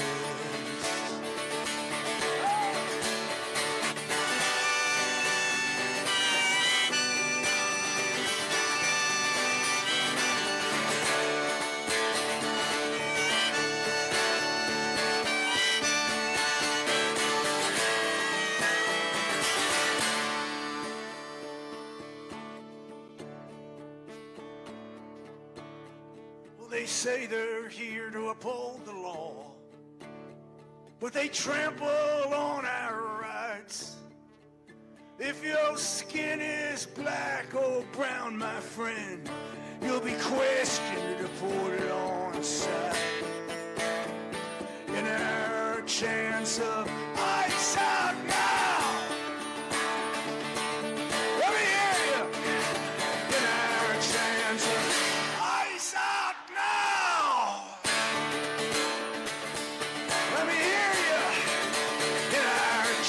so ice out now. Our city's heart and soul persist through broken glass and bloody tears on the streets of Minneapolis. Well, Minneapolis, I hear your voice crying through the bloody mist. Here in our home, they killed and roamed in the winter of 26. We'll take our stand for this land and the stranger in our midst. We'll remember the names of those who died on the streets of Minneapolis. We'll remember the names of those who died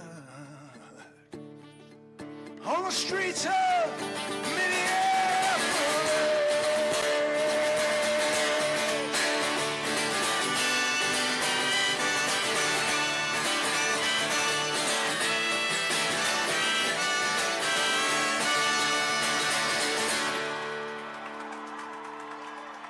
Thank you, Minneapolis, St. Paul. No kings, no war. Thank you, Minnesota.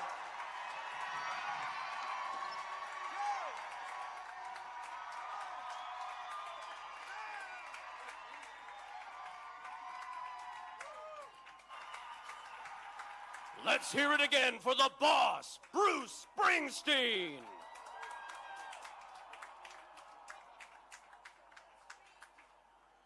Minnesota has inspired the world with its courage, resilience, and resolve, and that takes leadership.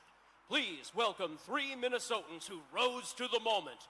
Carolina Ortiz, Malika Dahir, and your mayor, Kali Herr.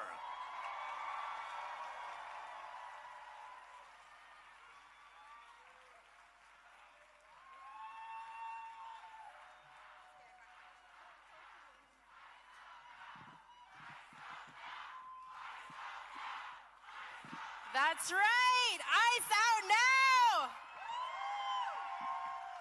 Good afternoon, America.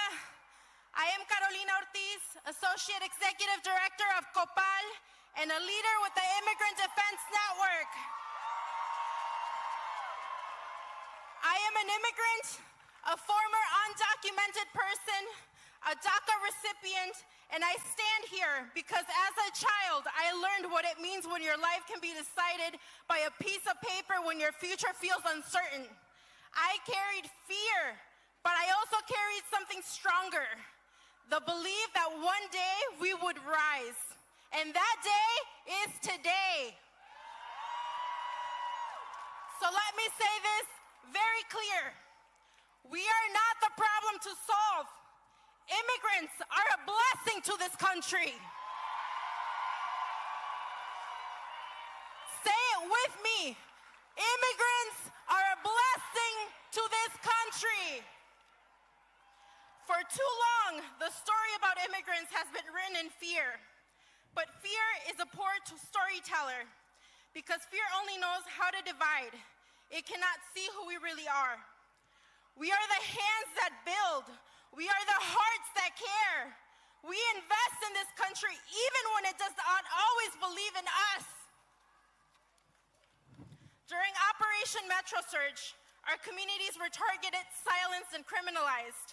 Families stopped going to work, to school, because even a normal day no longer felt safe.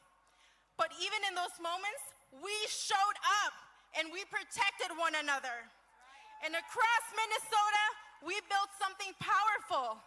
Together, we trained over 33,000 constitutional observers, neighbors who stood in our communities, watching, documenting, and saying if they come for one of us, they will have to face all of us. This is what courage looks like. This is what people power looks like. This is organized, collective love in action. So look around you. People choosing each other again and again, standing shoulder to shoulder, not divided by fear, but united by purpose. That is right here.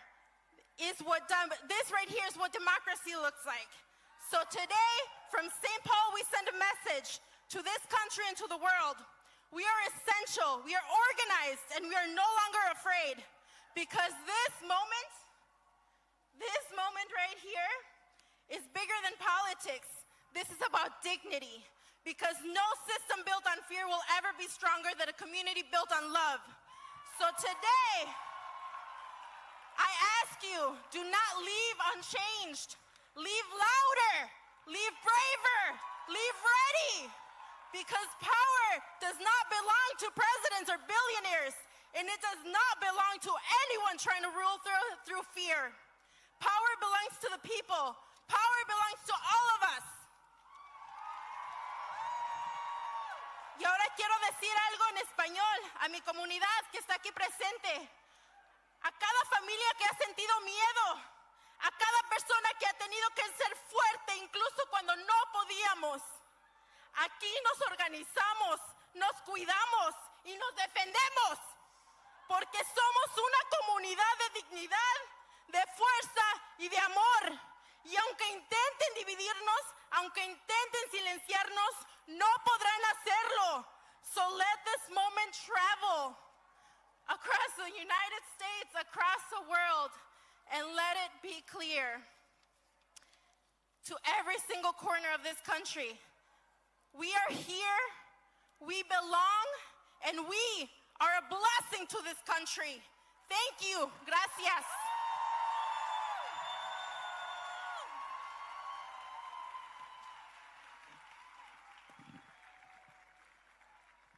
Hello, Minnesota! I greet you with the Muslim greeting of peace. Assalamu alaikum. May peace be upon you all. I also greet you with the Somali greeting, Galab Wanagsan. I want to begin by grounding us in truth. This land is home to the indigenous peoples, the original stewards whose presence, care, and sovereignty did not begin with history books and does not end here today. We must also acknowledge our African American sisters and brothers whose ancestors were forcibly brought here through slavery and who build, shape, and sustain this country through generations of struggle, resistance, and brilliance, and who are still waiting for justice and reparations. And then there's the rest of all of us. All of us. Whether we come from Asia, the African diaspora, Latin America, North Africa, or Europe, we are all immigrants in this land. Many of us are here because of movement, whether by choice, by force, or by necessity. Whether our ancestors escaped monarchies, wars, persecutions, we crossed oceans and borders in search for a better life, liberty, and the pursuit of happiness. Naming this matters. It reminds us while our stories are different, they are deeply connected through histories of displacement, resilience, and the struggle for dignity. And now I'm going to holler a little bit at my Somali sisters and brothers. Somali people are people who have known hardship, war, displacement, famine, the uncertainty of starting over.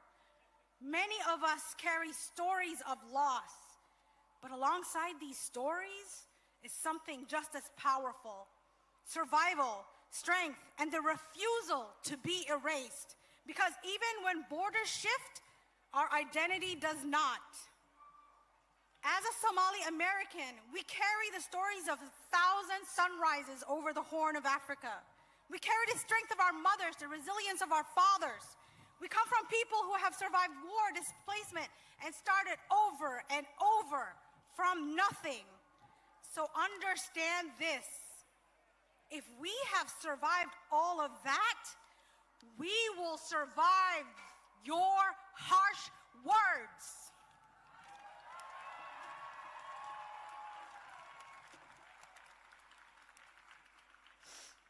As immigrants, we rebuild, we adapt, we learn new languages while teaching our children our old ones. We contribute to the places that we arrive in with our labor, our culture, our ideas, and our very spirits. We stand as proof that identity can survive distance, that culture can survive disruption, and that people can rise again and again under the warmth of other suns and the cold of Minnesota winters. What we ask is simple: the right to hold on to who we are while becoming a part of where we are. The right to belong without having to erase ourselves.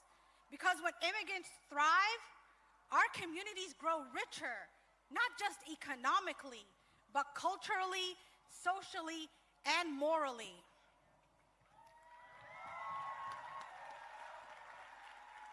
Over the last few months, Minnesotans have shown up in record numbers to protect one another. We showed the nations that our differences are our special sauce. Our neighbor's dignity will not be tied to where you were born. We showed the nation that it is tied to our humanity. Today, we stand at a moment in history that demands more than reflection. It demands action. Across the world and here at home, we are witnessing rising tensions and rising gas prices. We see policies that reshape who belongs and who is protected. We are seeing our authorities tested, expanded, and sometimes concentrated in ways that call for vigilance. This is not a moment for silence. It's a moment for clarity. And let us be clear: no thrones, no crowns, and no kings.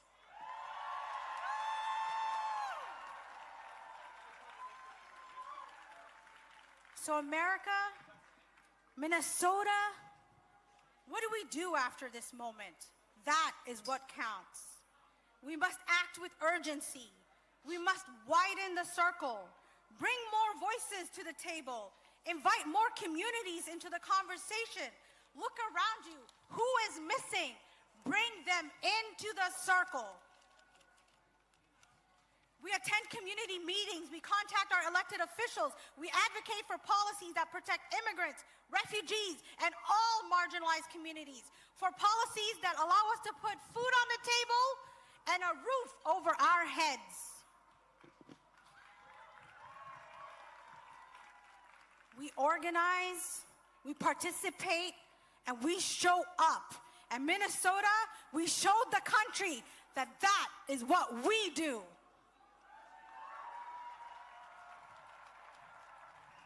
So let's continue to show up, not just today, not in this moment of crisis, but consistently, ongoing, relentlessly in our commitment to justice and inclusion. We roll up our sleeves and get to work towards meaningful and systemic change.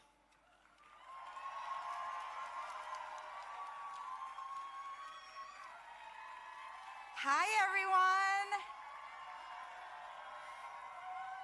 Nhớ rằng của cháu mình câu li va hơ của St. Paul Mayor. I want to welcome everyone in St. Paul here, communities across Minnesota, and all across the nation. As the mayor of our beautiful capital city, I welcome you. Today, we stand up to declare that 250 years later, that this is a land without a ruler, and we are a people without a king. Donald Trump tried to make an example of Minnesota. Get in Trump's way, and he will do to you and your community what he did to our beloved Twin Cities. But I tell you, do not be afraid. Trump and Kristi Noem illegally sent thousands of masks, unaccountable agents to occupy our streets for months. And like so many of Donald Trump's other ventures, he failed. We delivered groceries to neighbors, raised funds, protested, and stood vigilant so that our children could go to school without fear of abduction. Because of our solidarity, Minnesota became the model of resistance for the country. My grandfather fought in the secret war for America, a country he had never set foot in, because he believed in democracy and freedom.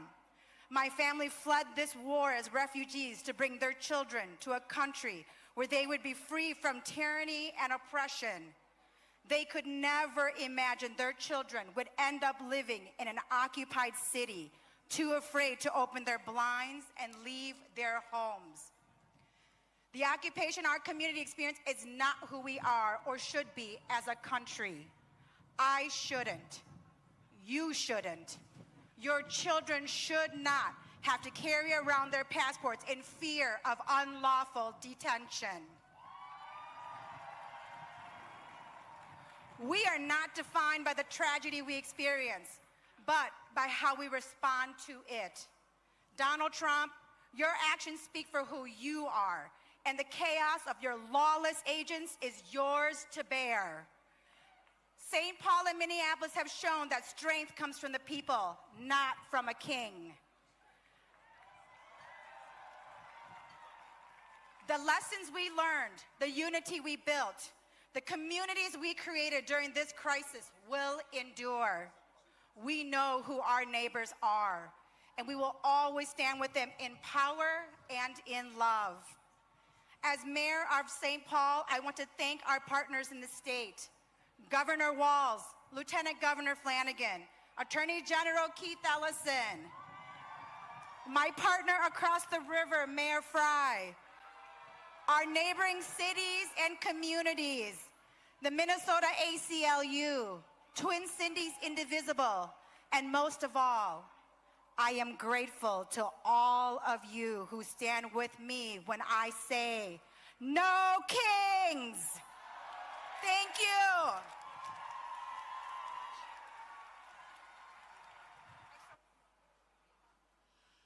People across the Twin Cities have stepped up over many months to protect their neighbors and push back against authoritarianism.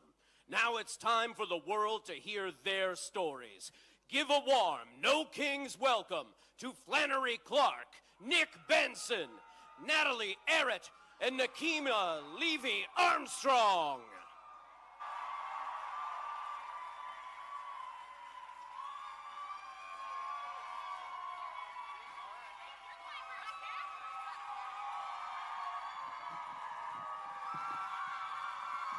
Hello, Minnesota. Hello, I'm Nick Benson. I like airplanes, and I'm a plaid-clad working dad. Most importantly, I'm a Minnesotan.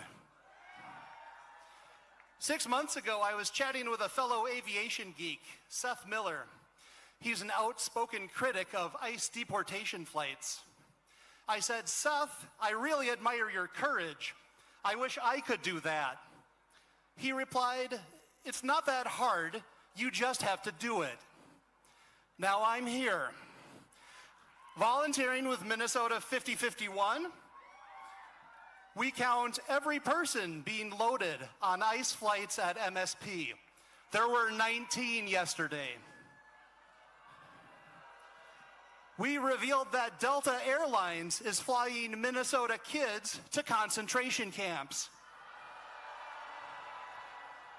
Seth told me it's not going to be that hard, but truthfully, it's been a struggle, hasn't it?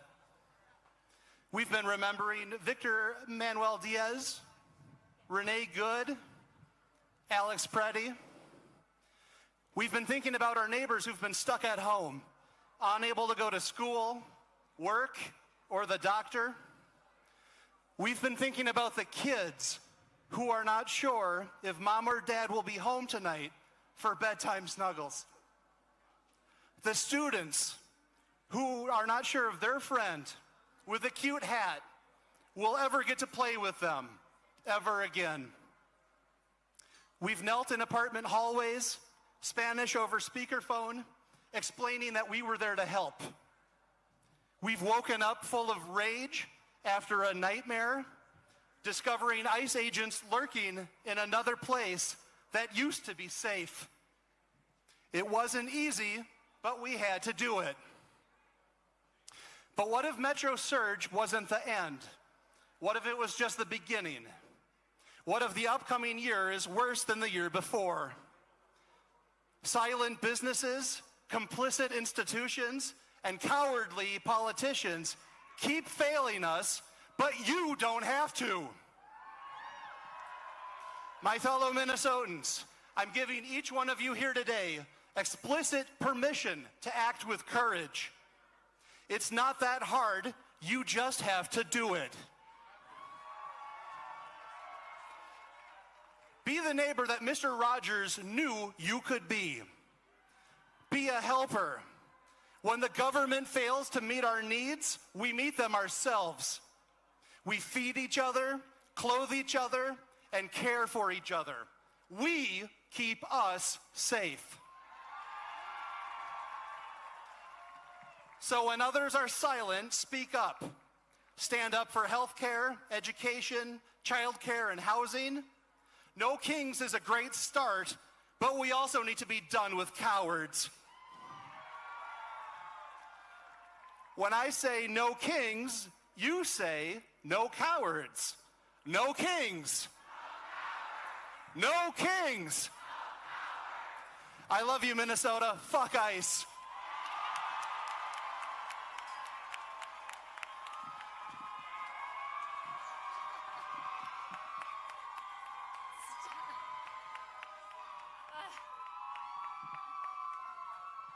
They put my babies right in front. That's not fair.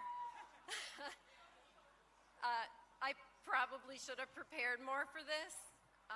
This is so outside of my comfort zone, but that's partly intentional because what Haven Watch did, what Minnesotans did when faced with injustice wasn't comfortable.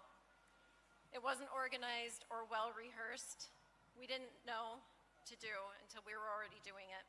We just acted. Haven Watch began on January 12th when I took my 11 and 21-year-old sons to the Whipple Federal Building, where people were being released from detention. I took them to see the protests there and to learn how to use their voices and their bodies to stand up. At one point, my 21-year-old son went off on his own and called from his phone shortly after. He told me he had found 2 girls wandering in the cold, freezing, without phones, and he had them in our car, giving them food and water and letting them use his phone to call home. My son Jack did that night what Haven has done every day and night since then.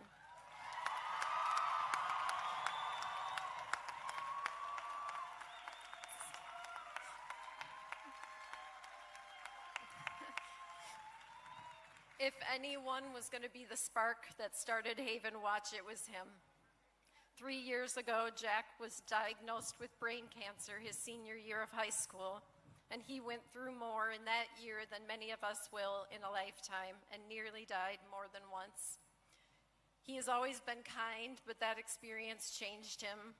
He understands now what most of us don't, how short life can be, and how important true human connection and kindness is.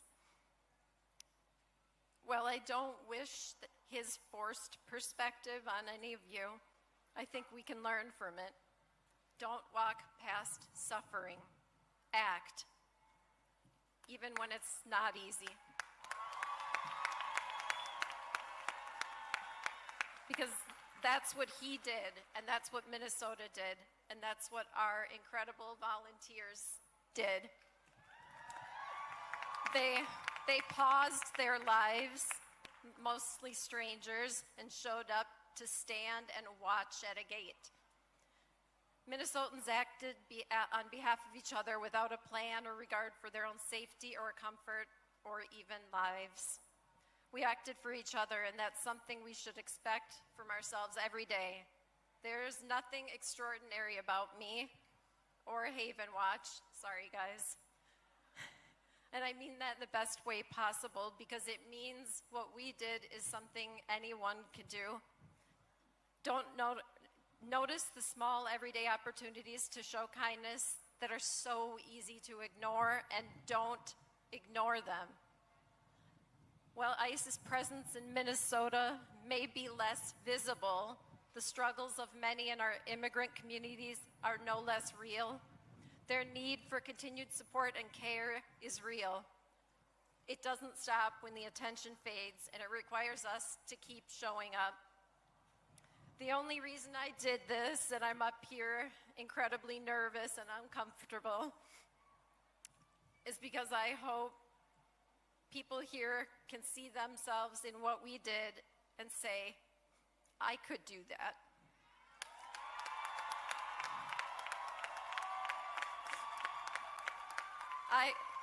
I could bring 2 people who are freezing into my car and let them use my phone. Thank you.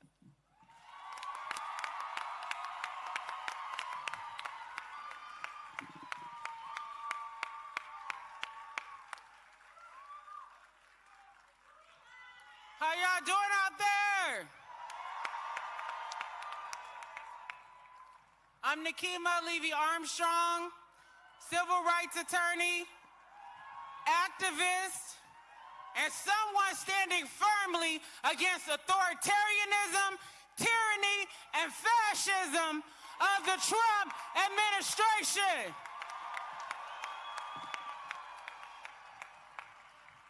They tried to underestimate the people across the state of Minnesota, but we showed them, hell no, we won't go. That we'll continue standing up for the rights of our immigrant brothers and sisters. That we're standing up for those who are being ignored, those who are being treated as if their lives are disposable, and who are being treated as if their lives don't matter. But we have to remember that this struggle did not start with Donald Trump taking office again.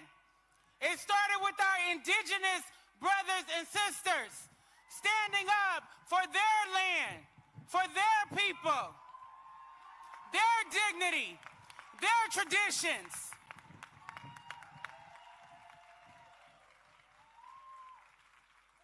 And I'm here standing on the shoulders of the black women and the black men and children who came before me. Harriet Tubman, Rosa Parks, Fannie Lou Hamer, Sojourner Truth, and so many others who stood up for freedom, justice, and equality. We cannot forget about the struggle of those women who organize in our communities, who taught us that we matter. And when they fought, we all win.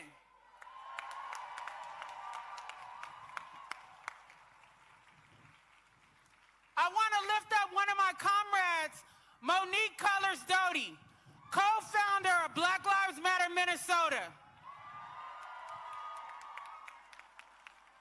Also, co-founder along with myself and Jaylani Hussein of the National Target Boycott. The National Target Boycott started right here in Minnesota, where Target is headquartered. We shot that Target before we saw Target capitulate to Donald Trump and align itself with authoritarianism. We decided that it was time to hold a hometown company accountable for their actions. When they decided to roll back diversity, equity, and inclusion, we the people decided to roll back our dollars and shop elsewhere. I don't care what mega pastors they they sent from Atlanta or the Two Stooges with them, the Target boycott continues.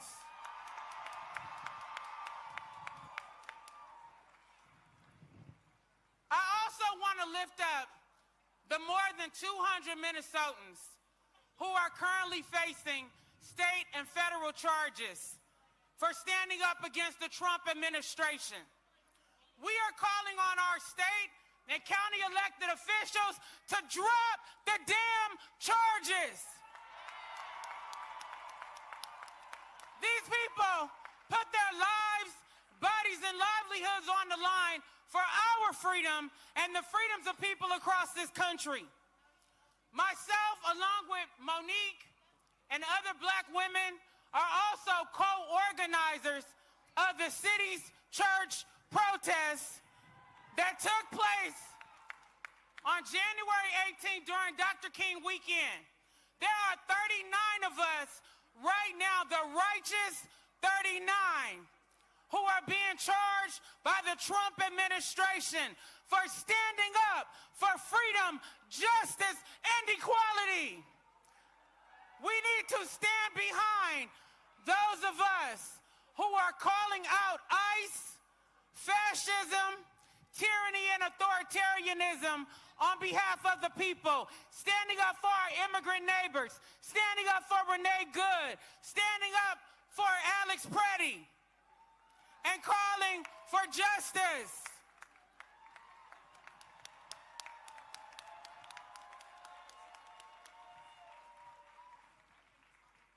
I just want to say to the people of Minnesota,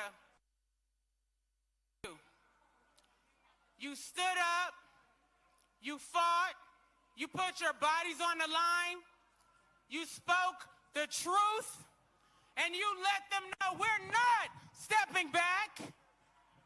We're not afraid.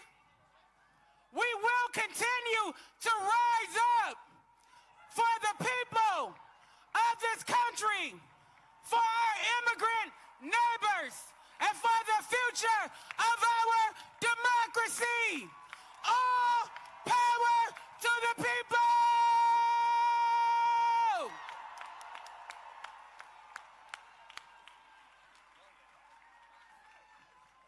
My name is Flannery Clark.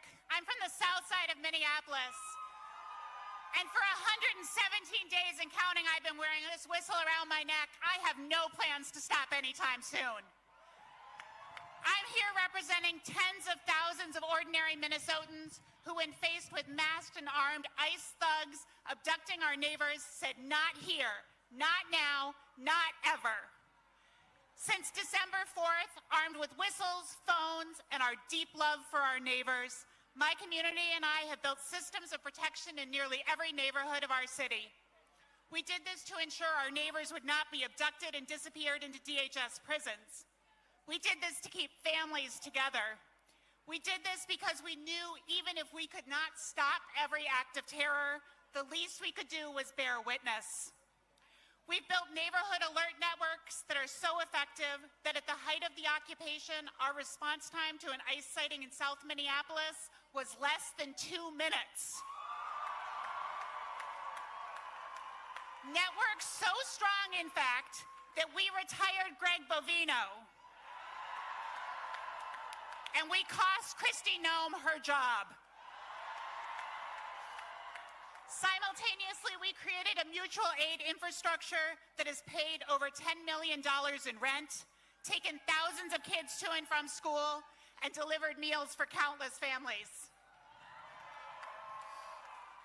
There were thousands of us in the streets in early December, and after our neighbor Renee Good was murdered by ICE on January 7th, there were tens of thousands. We know what happened to Renee and Alex because of the observers and responders who filmed state violence at great risk to themselves. We mourn for every neighbor abducted, every neighbor sent to a camp, and families torn apart. And we will never know how many families were kept together safely in their homes because of the courageous actions of our neighbors. How many were warned with a whistle or a signal chat or a patroller on the corner. The rapid responders of Minnesota are heroes, but they are also ordinary people. These neighbors of mine, these absolute heroes, were tear-gassed, harassed, and came right back in the streets.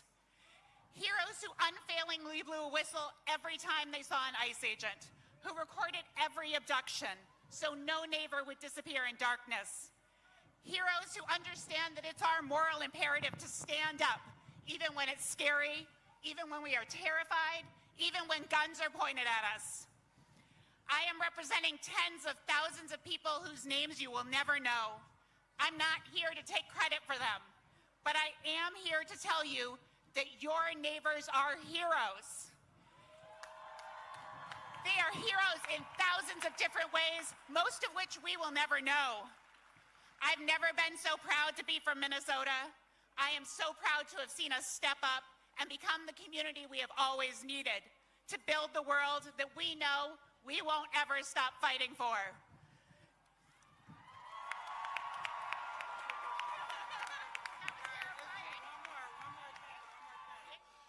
And now, all right, as No we Kings close, is... I'm going to do one quick chant. Who keeps us safe? Who keeps us safe? Who keeps us safe? Who keeps us safe? All power to the people!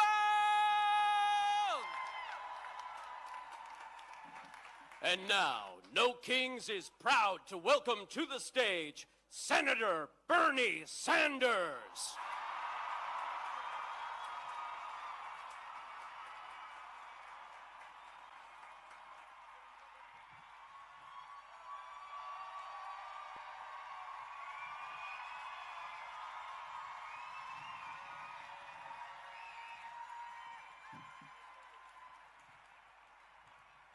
There are a lot of people here. Thank you, Minnesota. And let me thank Indivisible, Move On, 5051, and all of the organizations that have made this great event possible. And thanks to the millions of Americans from our smallest towns to our largest cities in every state in our country who are gathering today at thousands of rallies. It is absolutely appropriate that we hold a major No Kings rally right here in the St. Paul, Minneapolis area. When historians write about this dangerous moment in American history, when they write about courage and sacrifice, the people of Minnesota will deserve a special chapter for themselves.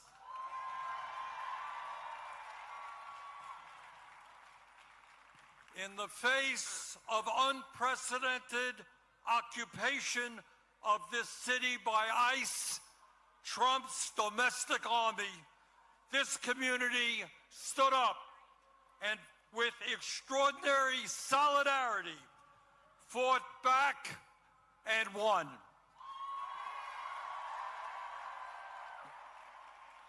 Minnesota showed the American people and, in fact, the world what democracy is about, what grassroots activism is about, and what standing up for the American ideals of freedom and justice is about.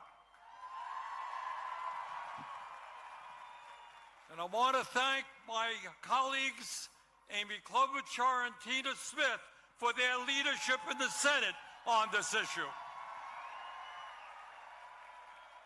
And today, we remember and honor two brave Americans, Renee Good and Alex Preddy, who lost their lives in the struggle. And we promise their families and their friends that these two heroes will not have died in vain.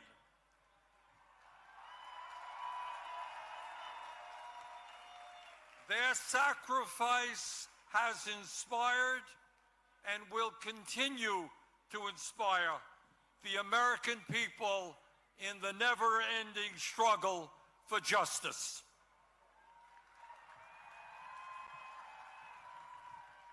As all of you know, we are living in an unprecedented and dangerous moment in American history. In many ways, the future of our country, and in fact the entire world, is hanging in the balance. And the actions that we take now will determine what the future looks like. The choices that we face are clear. In the wealthiest country in the history of the world, at a time of massive breakthroughs in technology, we now have the opportunity to create a nation in which all people can enjoy a dignified standard of living, where we wipe out bigotry and hatred, and where all of us can live in peace and participate in a vibrant democracy.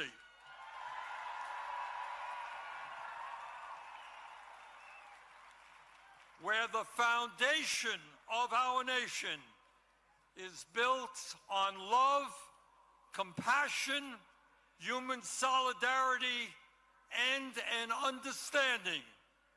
As your great former senator, the late Paul Wellstone, said,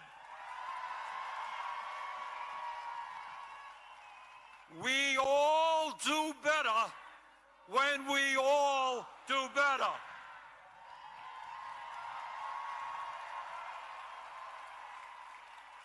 And that is one vision for the future, a vision that, in my view, the vast majority of the American people share. But there is another vision out there as well, a darker vision.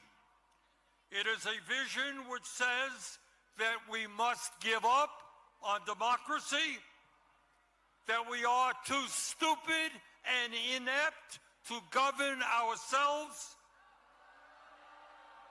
and that we must put more and more power into the hands of one man. It is a vision that says we should accept an economy in which a handful of oligarchs have unbelievable wealth, while the vast majority of our people struggle to put food on the table. It is a vision that says that the only thing that matters in life is the accumulation of money and power. And that it is okay if we lie, cheat, and steal to achieve those goals. It is a vision which says that we must hate each other because of where we were born. Hate each other because of a different language that someone speaks. Hate each other because of the differences in the color of our skin, or our religion, or our sexual orientation. It is a vision that foments hatred and hatred and hatred, division, division, and division. It is an Orwellian vision which says that we must live in a constant state of fear, that we must always have an enemy, and that we must always be at war.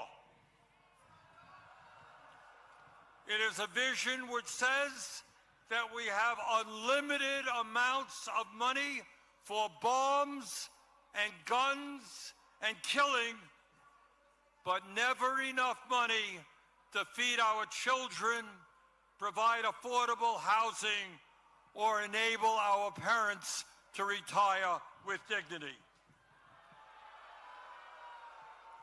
Today, here in Minnesota, in Vermont, and in every state in the country, we say loudly and proudly that as Americans, we will never forsake our heritage.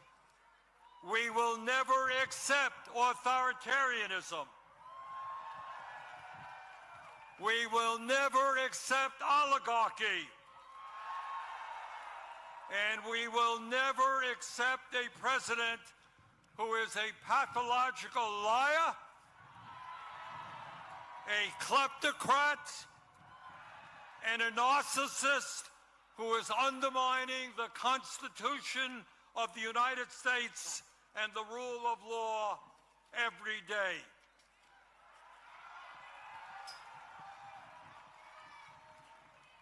We will never accept government policy that gives massive tax breaks to billionaires, throws 15 million Americans off the health care they have, breaks unions, denies women the right to control their own bodies, and is pushing the planet closer and closer to a climate crisis.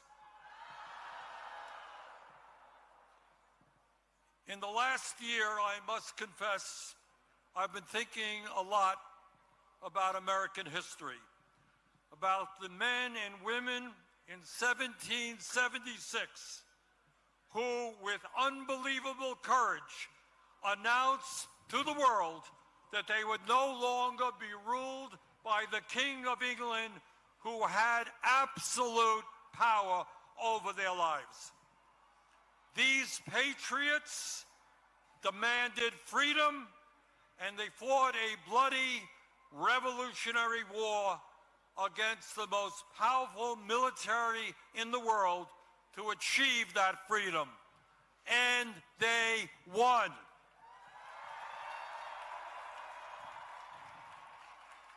And after their military victory, they established the first democratic form of government in modern history.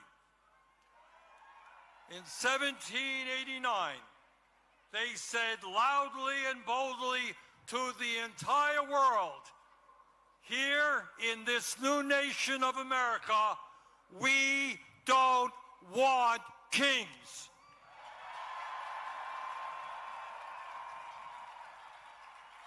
And let us never forget the extraordinary and powerful words they left to us. Quote, "We hold these truths to be self-evident, that all men are created equal and they are endowed by their Creator with certain unalienable rights, that among these are life, liberty, and the pursuit of happiness."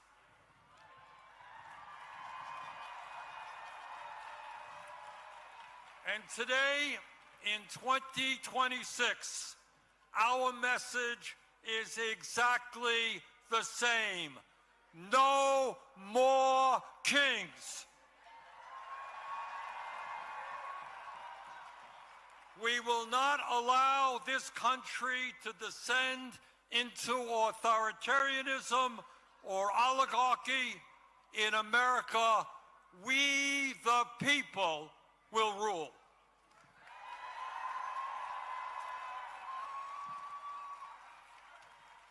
But let us be clear. This moment is not just about one man's greed, one man's corruption, or one man's contempt for our Constitution.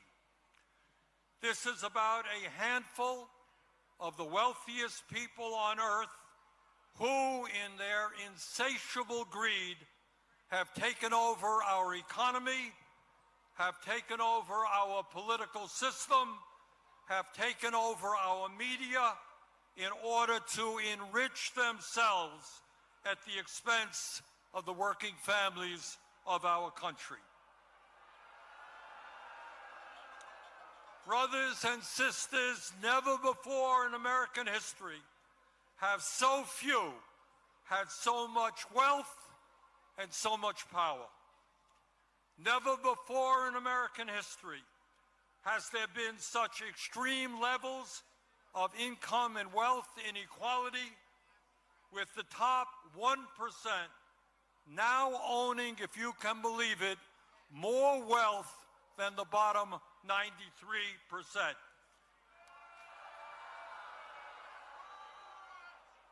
Never before in American history had we seen the super rich expand their wealth so rapidly.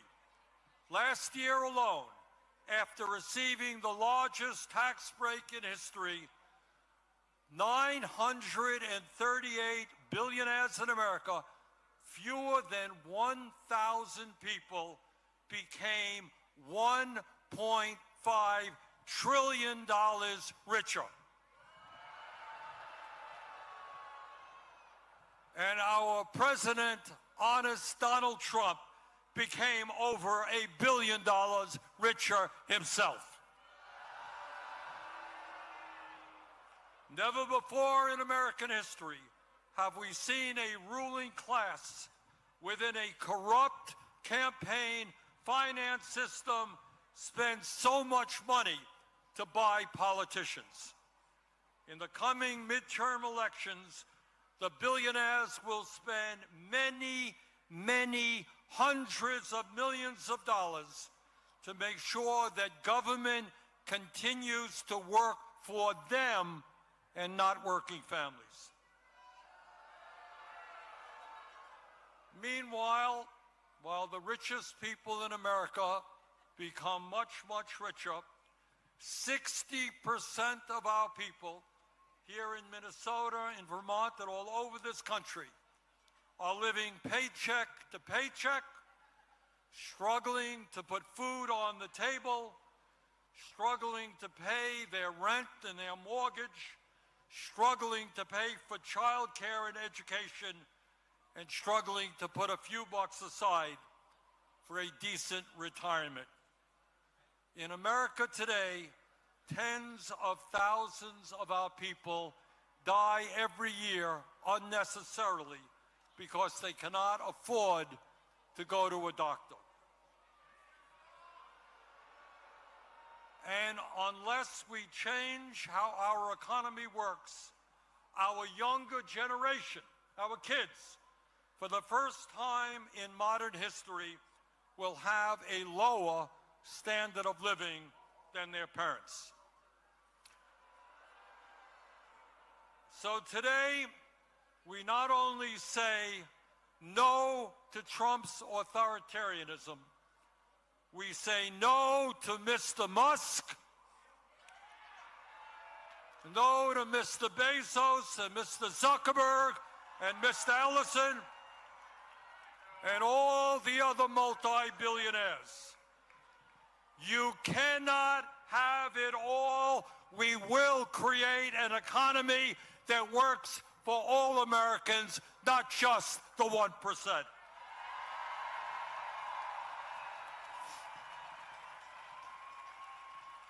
Brothers and sisters, it is not just the authoritarianism of the Trump administration that we must combat.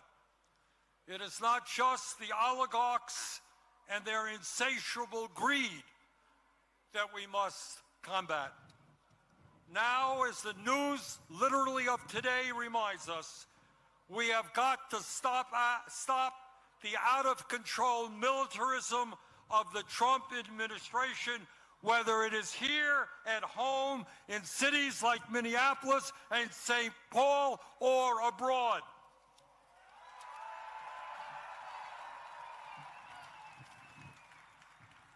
Let us be honest. The American people were lied to about the war in Vietnam. We were lied to about the war in Iraq. And we are being lied to today about the war in Iran. This war must end immediately.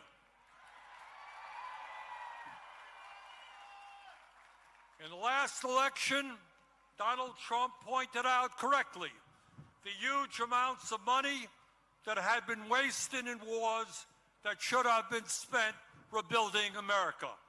He campaigned as a peace candidate, and he promised no more forever wars.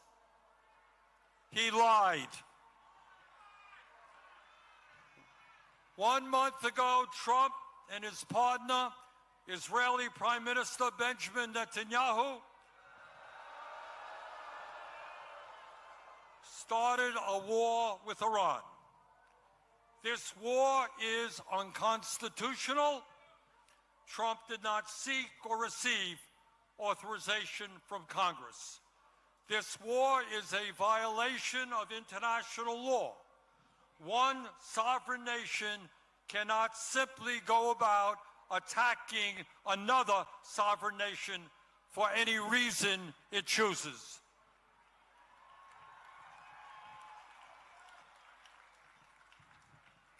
Since this war began, 13 American soldiers have been killed and hundreds have been wounded, including another 12 yesterday.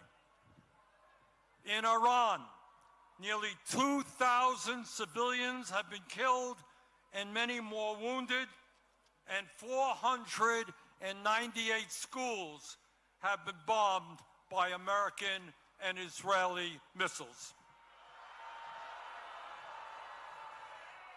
In Lebanon, more than 1,000 people are dead, and more than 1 million Lebanese people, 15% of their population, have been displaced from their homes.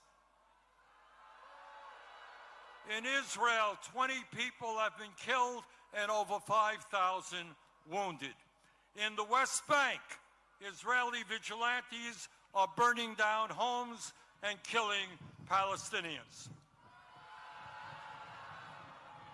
At a time when gas prices are soaring, when many Americans cannot afford the basic necessities of life, it is estimated that this war has already cost $1 trillion.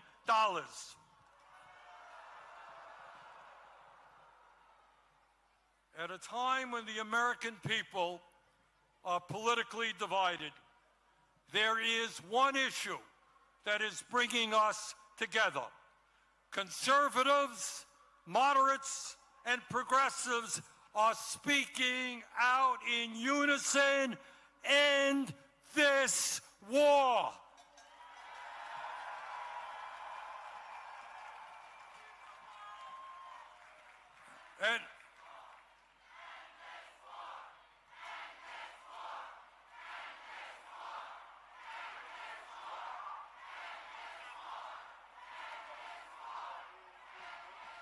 And as a U.S. Senator, I want to just mention to you about what I intend to do about it. First, we have got to make sure that Congress does not send another $200 billion to fight this war.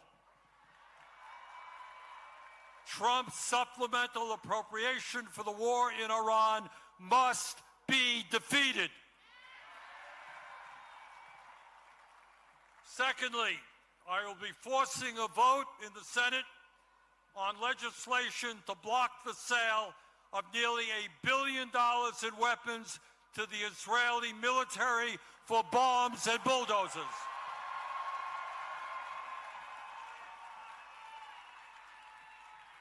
A nation, a government that has committed genocide in Gaza does not need more military support from American taxpayers.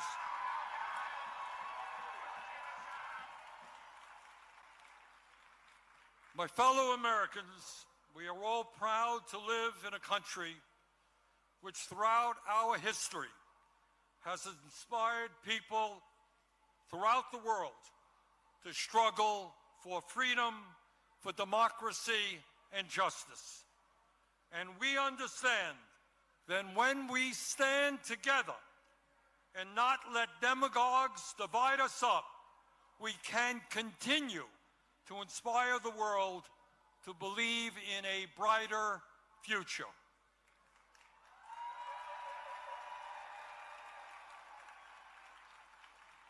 Yes, we can create a vibrant democracy by ending Citizens United and not allow billionaires to buy elections.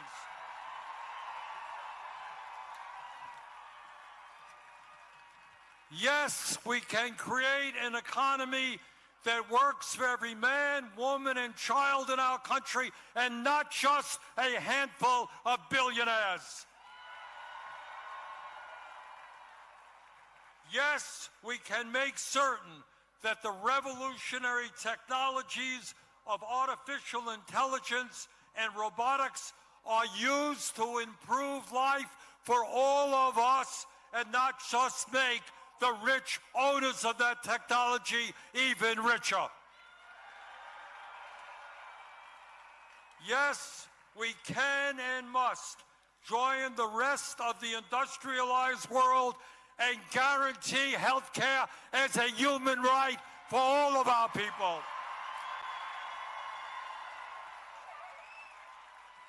Yes, instead of spending $1 trillion a year on the military, we can wipe out homelessness and build millions of units of low-income and affordable housing. Yes, in the richest country on earth, we can have the best public educational system in the world, tuition-free from child care to graduate school. Yes, we can expand Social Security and radically improve our pension system so that every senior in America can retire with dignity. Yes, we can raise the minimum wage to a living wage and guarantee every worker the right to join a union. Yes, we can guarantee that every woman in this country has the right to control her own body.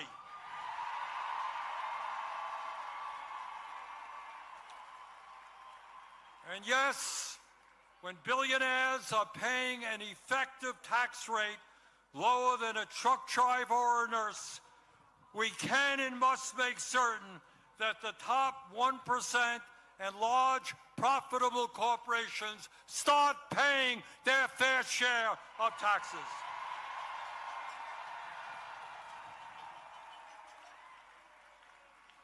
My fellow Americans, the establishment, including the corporate media and many of my colleagues in Congress, want you to believe that you are powerless.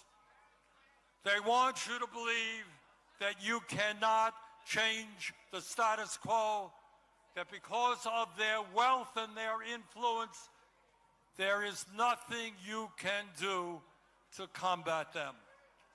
But that is a lie. Throughout the history of our country, when Americans have stood up and fought for justice, they have prevailed. The founders of our country did it when they stood up to King George.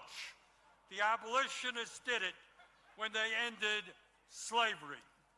The working class did it when they stood up to their bosses and formed unions.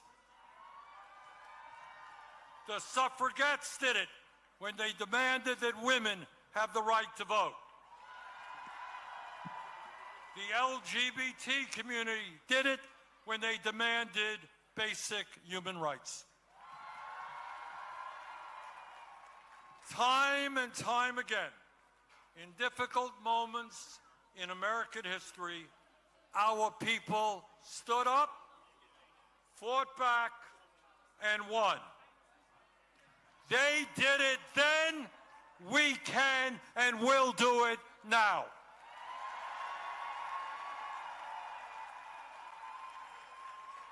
Today, March 28th, 2026, millions of Americans are out on the street demanding freedom, democracy, and justice.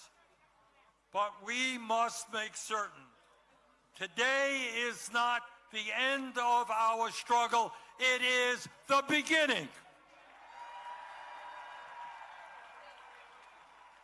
Together, when we stand united, we can and will create the kind of nation that you and I know that we can become.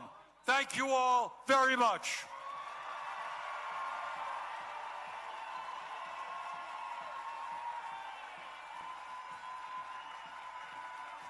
And now, please welcome to the stage Congresswoman Ilhan Omar.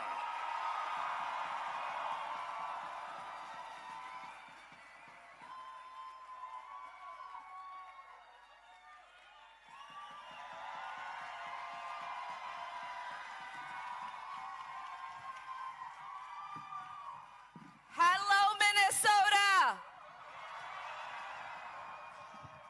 It is so incredible to be here with you all as you show the country just how courageous and dedicated and resistant we are. In the United States of America, we pledge allegiance to the Constitution and the flag, not to a person or a king. I came to this country as a refugee. To me, America was a beacon of hope, a place where freedom wasn't just a word, but it was a promise. I arrived here when I was 12 years old. I could have never imagined the day would come when we were staring down at this kind of creeping authoritarianism in the United States of America. But we are here because Donald Trump just has not chipped away at our democracy. He has taken a wrecking ball to the very foundation of what makes America great. He has tried to intimidate Minnesotans. He has tried to make us afraid. He has tried to divide us. But we stood strong. We have had each other's back, and we have never bent the knee. Because in Minnesota, we are built different. We do not cower to bullies. We are Minnesota strong. What we are seeing right now is bigger than what is happening here. Operation Metro Surge was just the tip of the iceberg. We are witnessing a full-scale assault on our rights, our institutions, and the rule of law. We have an administration that is openly and brazenly breaking the law and is acting like the Constitution is optional. And while they are doing that, they are shamefully and blatantly lying about every single thing they are doing. There were hundreds of millions of dollars in oil futures traded just minutes before a sudden reversal in U.S. policy towards Iran. This is not a coincidence, it is corruption. At DHS, we got a reckless spending spree, planes, vanity projects. It's like a billionaire's midlife crisis, except the American people are paying for it. While the Pentagon keeps failing its audits year after year, somehow they are able to find the budget for steak and lobster. And we know that what Trump calls his strength is his idea of liberating women in Iran is to bomb and murder school children. They are pushing for the SAFE Act to disenfranchise millions of voters because they know they are not going to win a fair election. They are floating an illegal takeover of places like Cuba and Greenland like it is some kind of a real estate deal. And under the so-called anti-war president, we have now seen the launching of military operations in Iran, in Venezuela, and in Ecuador. Just a couple of weeks ago, they told us that they blew up a drug trafficking camp in Ecuador, and it turned out to be a dairy farm. A dairy farm. This is what incompetency and unchecked power looks like. It is reckless, it is dangerous, and this is not what our country will stand for. But I still have hope. I have hope in every one of you that is here today. I have hope in people across this country. We are going to speak up. We are going to continue to show up because we refuse to believe in a future ruled by fear, corruption, and chaos. We are not a country of kings. We are a country of laws. We are a country where people look out for one another. And we are a country that will fight peacefully, powerfully, and persistently to protect our democracy. I love you, Minnesotans. Thank you so much for being out here.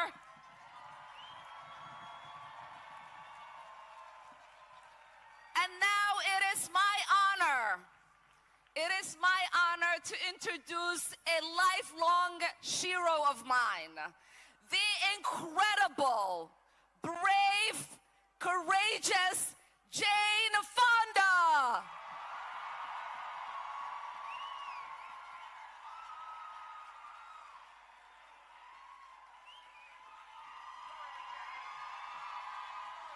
Hi, everybody. Hi. I'm not going to make a speech because we're running late and there's a bunch of people who have to catch planes. Let me just say thank you, thank you, thank you, Minnesota. Thank you, all the unions. Thank you, all the churches and mosques and synagogues and clergy and neighbors. We are learning so much from you. Now, when I point to you, you're going to say Minnesota, okay? When people ask me how I know we will win, I have one word to say. When people ask me how I know love is stronger than hate, I say. When people ask me how nonviolence can win, I have one word to say. Thank you, Minnesota. Now,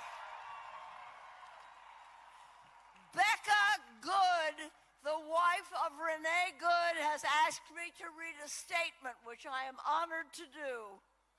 Hello, Minnesota. This is from Becca Good. I am so proud to call Minneapolis my home.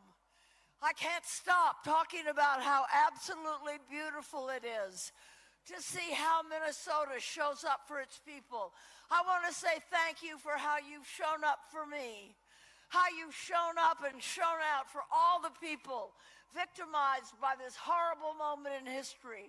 So many people have reached out to me and surrounded me with safety and care, and I know I am not alone in feeling in awe of your generosity. Neighbors are paying people's rent and groceries. Hundreds of businesses become community hubs. This is beautiful. And beyond Minnesota, people all over the country and the world care about what happens here to all of us. I've received cards from elder grandmas saying This is not what I voted for. I feel it, Rebecca says. I feel it, the immense love. And now other cities are taking their cue from what we've learned and creating new ways of caring for each other. Right on. And I want you to know that my sweet dog Wapsie is okay. All right. We love dogs. She is my sidekick and best friend for 12 years, and she is healing alongside me from what we lost that day. The reality is I am so heartbroken. I miss my wife. The world now knows that my wife sparkled with sunshine and shone with kindness that is unmatched. We were robbed of an incredible human. It has made people pause and take a breath and have to choose sides. We choose the side of love. Yes.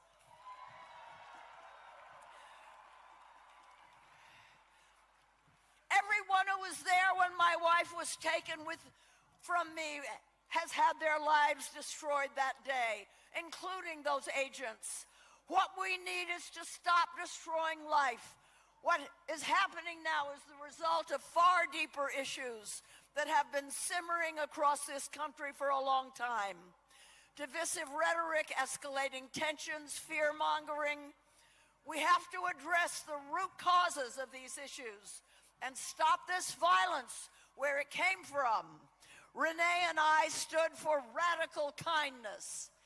I love that notion, radical kindness. Renee and I believe that one of the things that will foster a world of radical kindness is to be able to admit mistakes and learn from them. We are allowed to decide that what we believed before isn't what we believe anymore. To change your mind is beautiful and powerful and brave.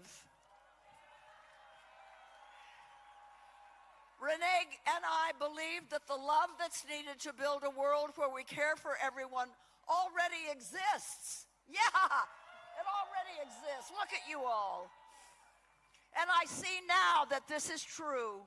I have seen it. We have all seen it. And it sparkles because we know we can do better together. This is not the America I was told existed. I was told we are the people. I did not ask to be thrust into the spotlight or to be expected to speak out.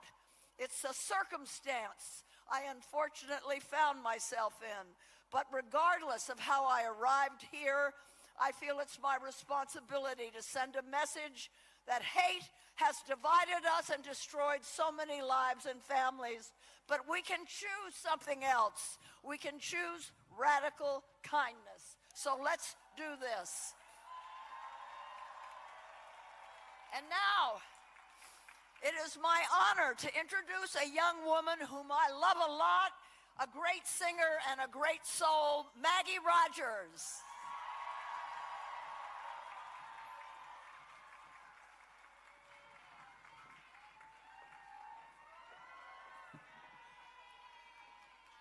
What's going on, Minnesota? I have been so inspired by the resilience and the fortitude that has been coming out of this state. So much love in the face of evil and hate. And the best way that I know how to give a little bit of love back to this city that has been such a beacon of it is to sing a song. This is called Different Kind of World. Thank you so much for having me. There's nowhere else in the world I would rather be today.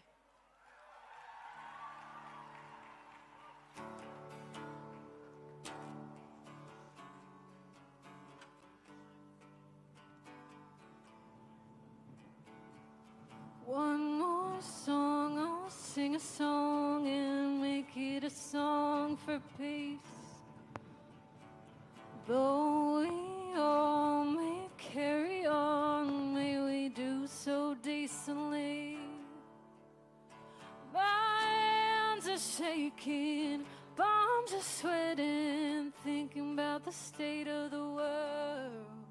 But when we're riding all together, it's a different kind of world. One more song, I'll write a song and know that it's for you. That new friend I haven't met with a different point of view. My knees are aching, back is breaking, thinking about the state of the world. But when we're riding all together, I'm a different kind of girl.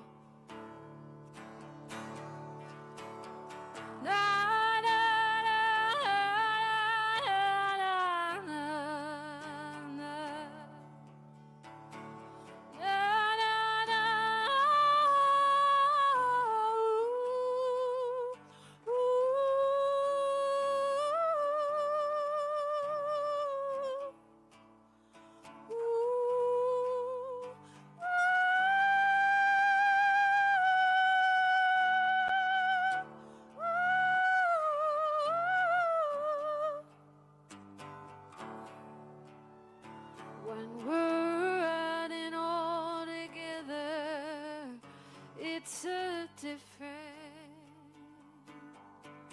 I'm a different kind of girl.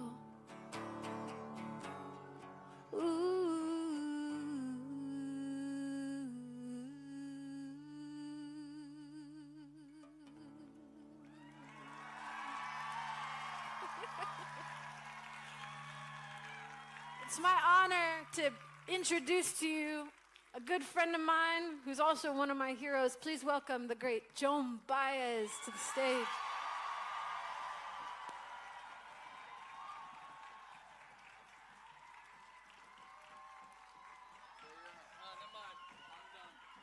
Here we are.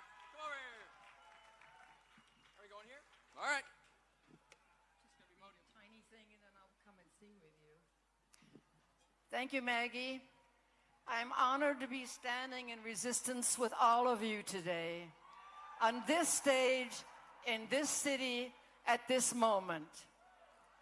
For those of us who believe in the power of nonviolent resistance, and those of you who didn't, you have shown the way with your courage, determination, and decency. Thank you, Minneapolis.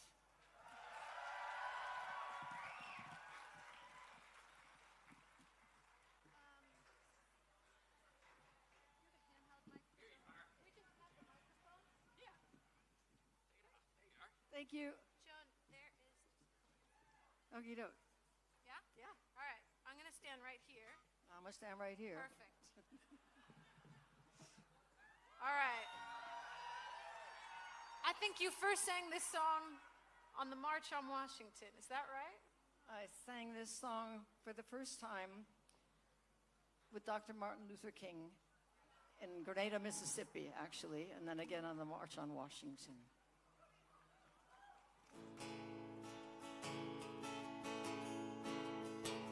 Come gather round, people, wherever you roam, and accept that the waters around you have grown, and accept it soon you'll be drenched to the bone.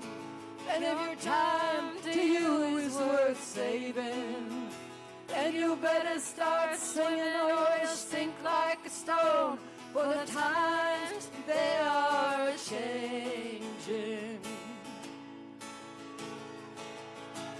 Come, writers and critics, prophesize with your bow,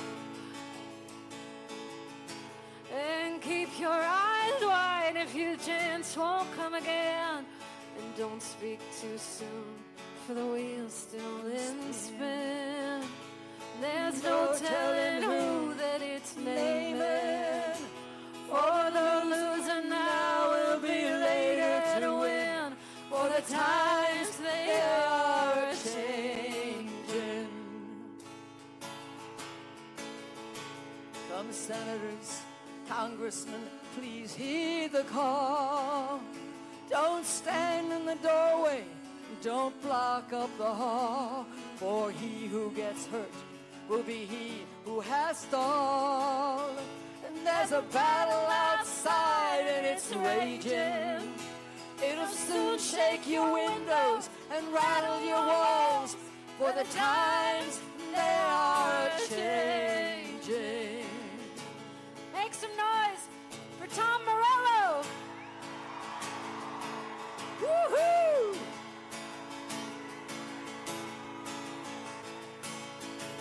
Come mothers and fathers throughout the land, and don't criticize what you don't understand. Minneapolis, Minnesota is beyond your command. Your old road is rapidly aging, so get the fuck out the way if you can't lend a hand. For the times they are a-changing. The line it is drawn, the curse it is cast. The slow one now will later be fast, as the present now will later be past. The order is rapidly fading. Get the first one now will later be fast, and the times they are changing. For the times they are changing.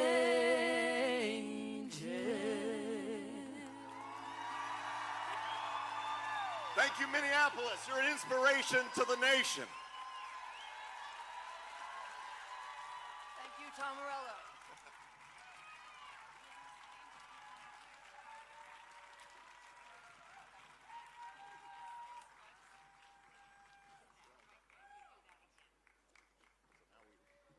Thank you, thank you, thank you.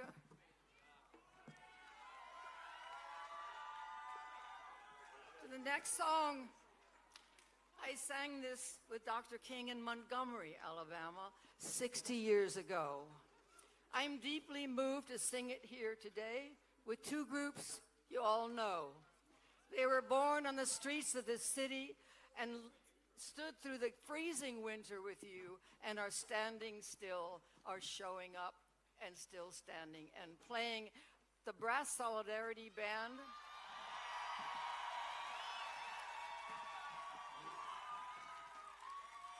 Formed spontaneously after the murder of George Floyd. It is a joyous celebration of the power of music.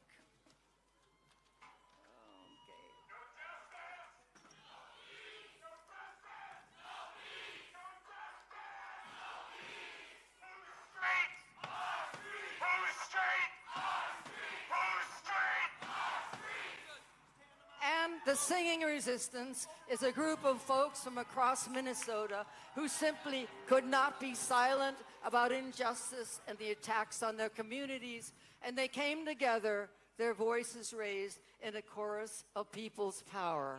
I'm proud to be with you all here today. And now, please join us. You all here? Oh, wonderful. Okay, to this next song.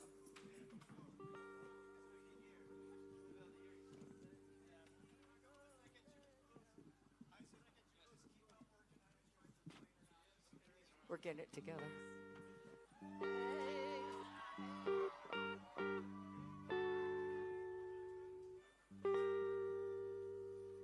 Ain't gonna let nobody turn me around, turn me around, turn me around. Ain't gonna let nobody turn me around. Keep on walking and keep on talking, marching up to freedom land. Ain't gonna let discrimination turn me around, no. Turn me around, no. Turn me around. Ain't gonna let discrimination turn me around. Keep on walking and keep on talking, marching up to freedom land. No kings ain't gonna let no kings Turn me around, turn me around, turn me around. Ain't gonna let no kings turn me around. I'm gonna keep on walking, keep on talking, Gonna you well. Injustice ain't gonna let injustice turn me around, turn me around. Injustice, oh, I'm gonna let injustice turn me around. I'm gonna keep on walking, keep on talking, Marching up to freedom land. Racism ain't gonna let racism turn me around. No, no, racism ain't gonna let racism turn me around. Gonna keep on walking, keep on talking, marching up to freedom. No president gonna let no president turn me around, turn me around. No president ain't gonna let no president turn me around. I'm gonna keep on walking, keep on talking, marching up to freedom land.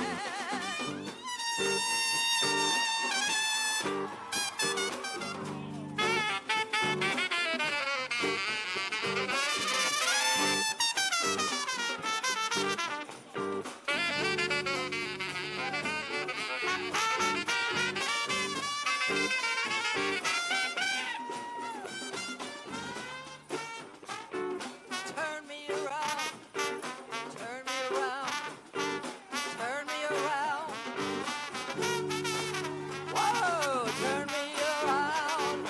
Keep on walking, keep on talking, marching up to freedom land. No voy a dejar la migra a detenerme, a detenerme, a detenerme. No voy a dejar la migra a detenerme. I'm gonna keep on walking, y cantando, marching up to freedom. nobody ain't gonna let nobody turn me around.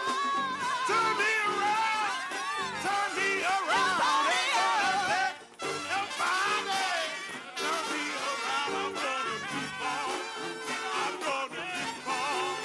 Hey, hey, marching up to freedom. Hey. Nobody ain't gonna let nobody.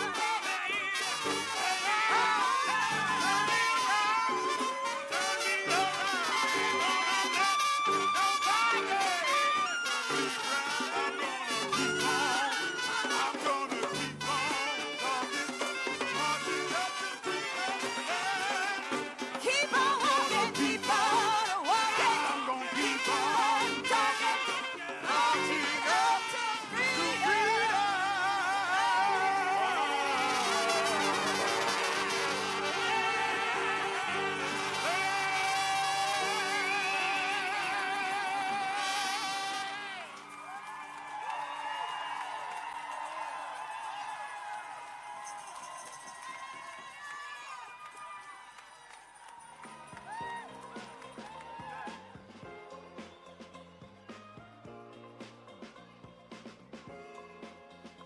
And Minnesota's own Attorney General Keith Ellison and Lieutenant Governor Peggy Flanagan.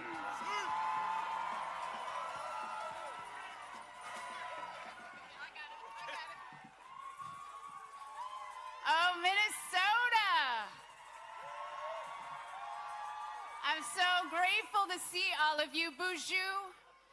Peggy Flanagan and Dishnakaz, Gijuebada McCoy Indigo, Guabagag and Ikogden Dunjaba, Mayenga Nodame. My name is Peggy Flanagan. My Ojibwe name is Speaks in a Loud and Clear Voice Women. I'm a member of the White Earth Nation, and my family is the Wolf Clan. And the role of our clan is to ensure that we leave no one behind. And that's one of the reasons why I am so proud to be a Minnesotan. You have been showing the world with your own loud and clear voices what it means to leave no one behind. You know, I grew up on the margins. My mom needed food stamps, child care assistance, and Medicaid to afford it all. I am the descendant of Native people who have lived here since time immemorial, who were pushed from their homes onto the White Earth Reservation. And I am the great-granddaughter of a young girl who traveled here from Ireland at the age of 15. She sailed to this country with her younger siblings that she was responsible for. And that is my story, and everyone here has a story in how you got here today. For generations, powerful people have tried to silence us. And there are so many reasons why we shouldn't be here, why we shouldn't exist. But we are here because we are resilient. And friends, Donald Trump thinks we should just shut up and do what we're told. But that has never worked for me, and that will never work for you. Donald Trump underestimated Minnesotans. He thought that we would back down. He thought we would get tired, that we would turn on each other, but we turned towards each other. He underestimated the power of educators, servers, construction workers, nurses, poets, and moms, and people working together. And no one asked to be on the front lines, but Minnesotans stepped up. And everyday people showed us how to be incredible just by caring about each other. And you are here today because you understand the whole point of No Kings. When federal agents kill our neighbors in the streets, when cowards vote to steal health care and food off the table, and billionaires rip off everyday people, and wannabe dictators start illegal wars, we will not be silent. This mass of humanity, of community, this movement in front of me shows the world that we are not powerless. Friends, we are the power, and we've decided that we will help our neighbor and we will welcome the stranger. This movement is for everybody who knows that this president has gone too far. Because if you come for one of us, you come for all of us. And Minnesotans, we are carrying a lot right now. Grief, anger, the weight of what has been done to our communities, done to our children, to our babies, and the heaviness of the lives that have been taken. Renee Good should be alive. Alex Preddy should be alive. We say their names, we honor their memories, and we turn our grief into action. Because the work is not done and the crisis is not over. And some of us will never be whole again. But here's the deal, friends. We all know that famous quote from Senator Paul Wellstone, which is, and say it with me, we all do better when we all do better. It is the unofficial slogan of Minnesota. But my favorite quote from Paul Wellstone is, sometimes you gotta pick a fight to win one. Because there are some fights that are worth picking. And for me, my purpose is clear. No matter what I do from here on out, I am fighting to avenge Minnesota. I am fighting to bring justice to our people. Because with this president, there's always plenty of money for ICE, for bombs, and for the oligarchs, just not for you. but they awakened in Minnesota a power that doesn't even exist in Washington, D.C. It exists within each one of us. We're fighting for a future where one job is enough to afford the lives people want to live. We are fighting for where healthcare is a human right, not something that puts you into debt. Where everyone is treated with dignity, no matter who you are or where you come from or what you look like. Where the Constitution still matters, where we don't strip due process away from our immigrant neighbors. And we know that it takes all of us. I am grateful for the work of Senators Klobuchar and Smith for what they have done to push back, and for the work that every person here has done every single day to show the way. And let me close by telling you about my church in North Minneapolis. It is a beautiful parish that looks like Minnesota.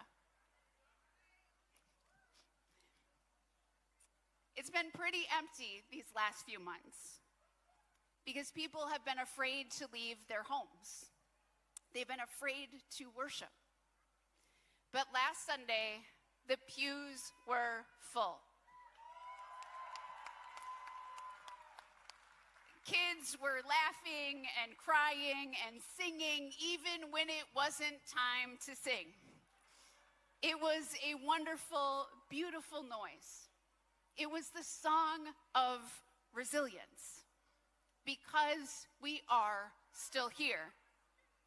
And I want you to feel that resiliency in your bones. I want you to take a minute and I want you to look at each other. Like really look at each other. Because we deserve better. We have everything we need to build the future that we want. We are what we need to build the future. And we are going to keep fighting until we get it. And I am honored and humbled to be your lieutenant governor. But more than anything, friends, I am grateful to be your neighbor.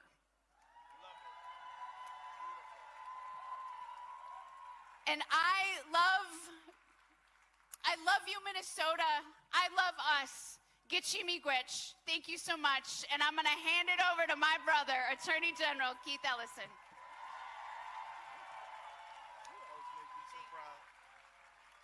Hey, Minnesota, let me hear you. You know, brothers and sisters, last time I was here with you, right here, was June 14th. And it was hot outside. And earlier that morning, we had lost our beloved sister, Melissa Hortman, and her husband, Mark.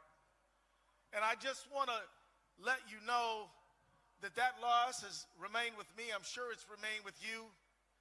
And at this time, we also have to remember Renee Good, Alex Preddy, but I want you to keep in your heart and your prayers Victor Manuel Diaz, who died in custody.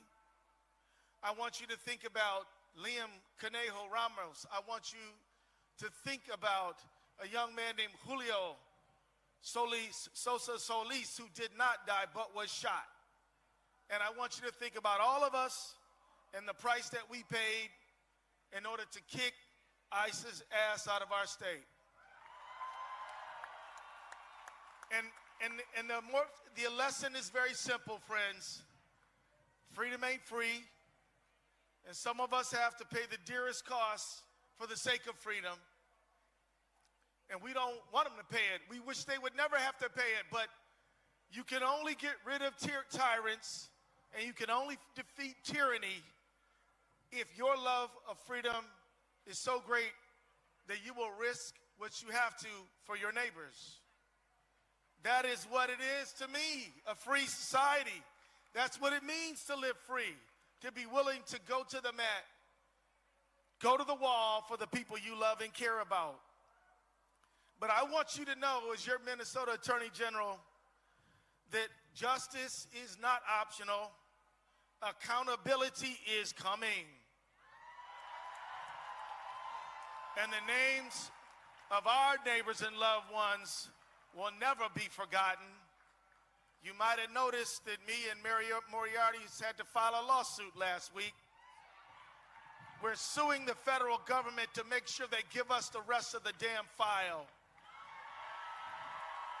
We're not going to let them hang on to the file, say they're not going to investigate, and that's it. It ain't it by a far sight. And I want you to know that we will never back down, that we will never quit. You know, friends, I was in Alabama on March 7th with about 100 other Minnesotans, and we went down to Selma, Alabama, because in 1965, that is where inspiration lived. People of all colors and cultures came there, and they've been coming there ever since, because brave Americans stood up for the right for all Americans to vote. And by that August, we passed the Voting Rights Act, and that by that October, we passed the immigration bill that allowed people to come to America who were not from Northern Europe. Did you know that? So we call it Bloody Sunday, and people were injured, and some people like Viola Liuzzo and Reverend James Reeb didn't survive that interchange. They didn't make it. Thugs and killers and racists killed them. But we still fought for everybody to vote, right to vote, and everybody's right to come to America. And we won those rights. And now, friends, all of those rights are under attack right now.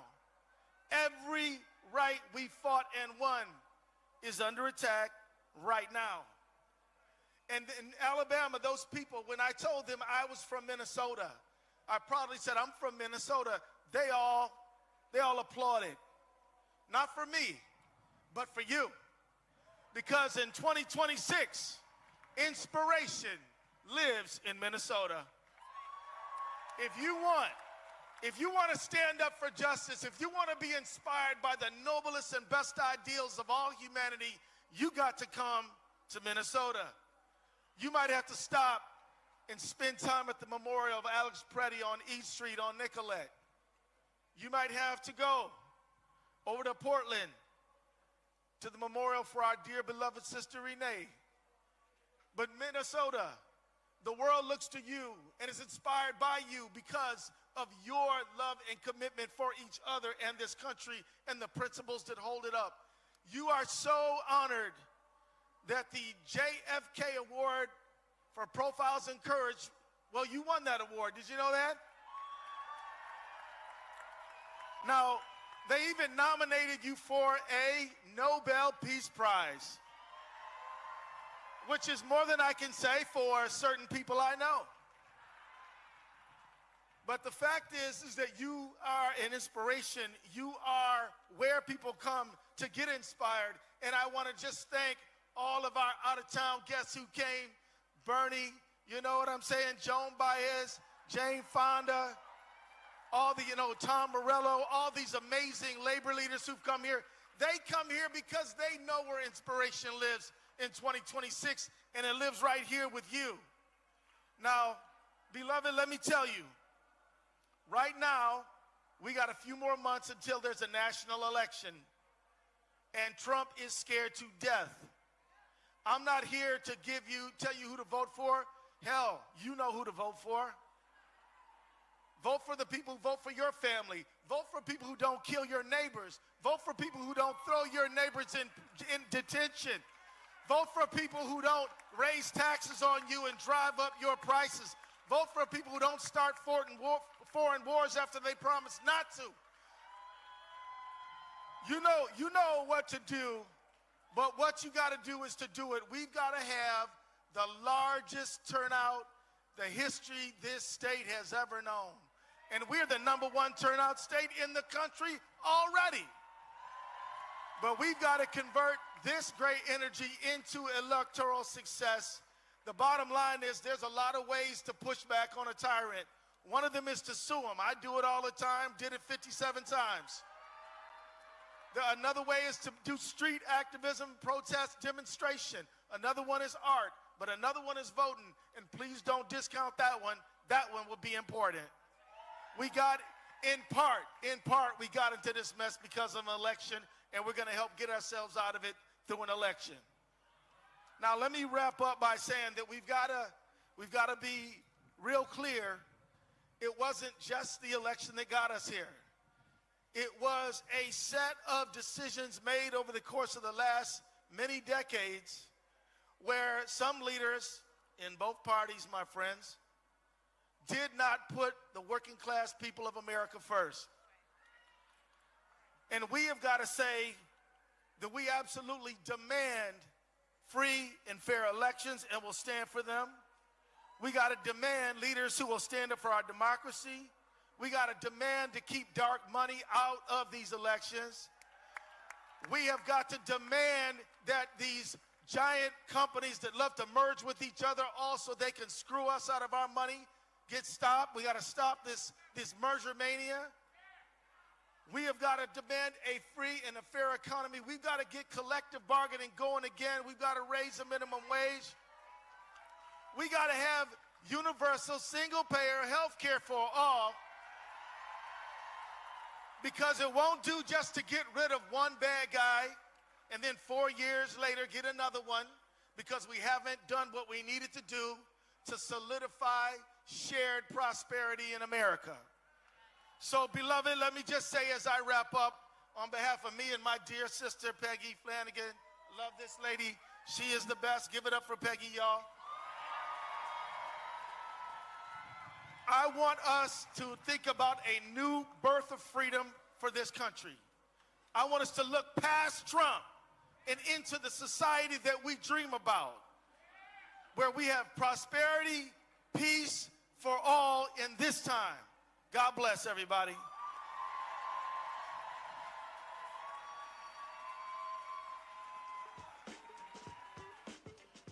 Before we continue, we have a public service announcement. Joan Molinar.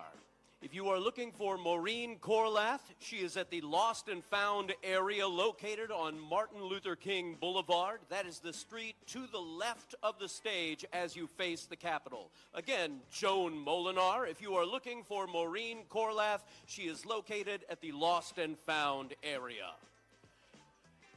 And next, we have two fierce advocates serving in the Minnesota State Legislature. Please welcome Representatives Lee Finke and Shelley Buck.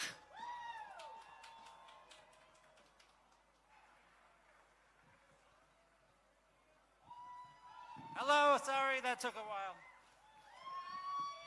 Hello, those of you still joining us. Thank you so much for hanging around. My name is Lee Finke. I use she, her pronouns. I'm a state representative. I work here along with my colleague Shelley Buck in the Minnesota House of Representatives. I'm here to provide a little trans representation, but I'm also here to demand our trans liberation. And I'm here to demand our liberation for everyone. I don't mean only queer and trans liberation, but all of ours. Immigrants, refugees, undocumented neighbors, our friends with disabilities, our indigenous tribal nations, everyone, full equality, full inclusion, full stop. So here's the thing I want you to remember when someone asks what the trans lady was yelling about at the No Kings rally. You can tell them that these fascist thugs in Washington, they are actually not the gatekeepers of our shared liberation.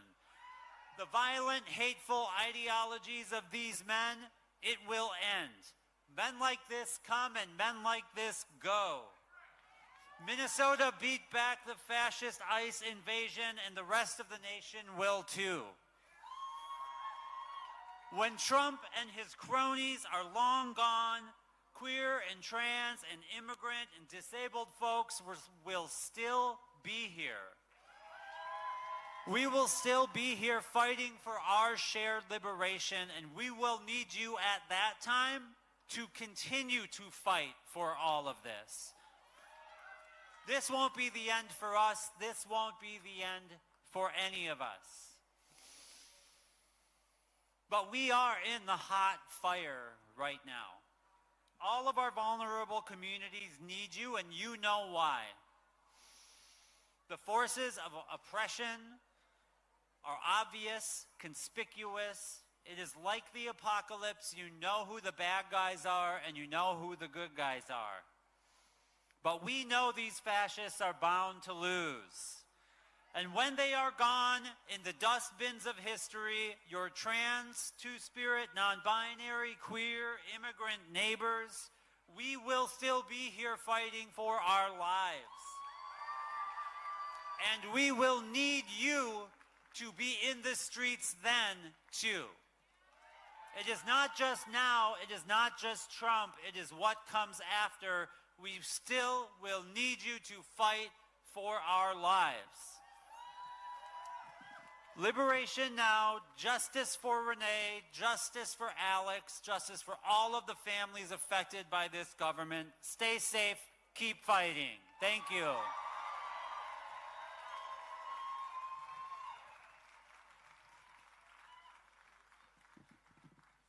little shorter here.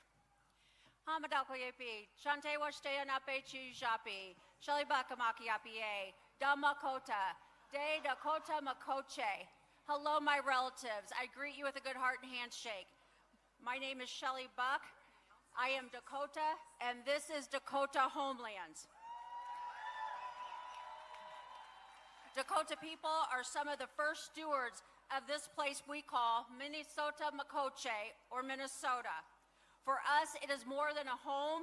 It is the place of our origin on this earth. Through this, we know that we are all interconnected. Our values, our hopes, and our dreams for our children and the next 7 generations. In the past, they stole our children, cut our people's hair, tried to steal the language from our tongues, and tried to convert us into one of them. Throughout a history of erasure, eradication, and state-sanctioned genocidal violence, our people did more than resist. It is because of our ancestors' insistence and endurance and their refusal to abandon the love they carried for all their relatives, whether human or non-human, that I am here before you today. White supremacy and the claws of those who embody it continue to dig into our backs. And the government, again, is stealing our people. ICE and the federal government continue to try to break our bodies, spirits, and wills, but my friends, they have failed miserably. Love, laughter, and connectedness with our land and our neighbors is powerful medicine. It feeds our souls and keeps us moving. We know that the violence of white supremacy, of discrimination and oppression are all continuances of the legacies of colonialism that remain today. Though in vastly diverse ways, we are all inheritors of these violent colonial legacies and the systems that continue to uphold them. And so the responsibility to imagine and create and work toward a more radically just present and future is a shared inheritance too.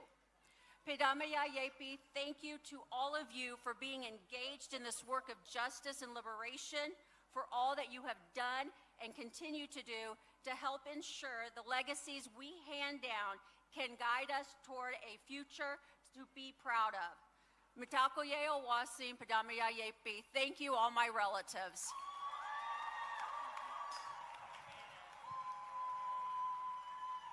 The invasion of Minnesota neighborhoods is symbolic of this administration's assault on working families across the country. Organized labor is pushing back here in the Twin Cities and in the halls of power. To speak about that resistance, please welcome President Liz Shuler of the AFL-CIO, President Randy Weingarten of the American Federation of Teachers, and President of the SEIU, April Verrett.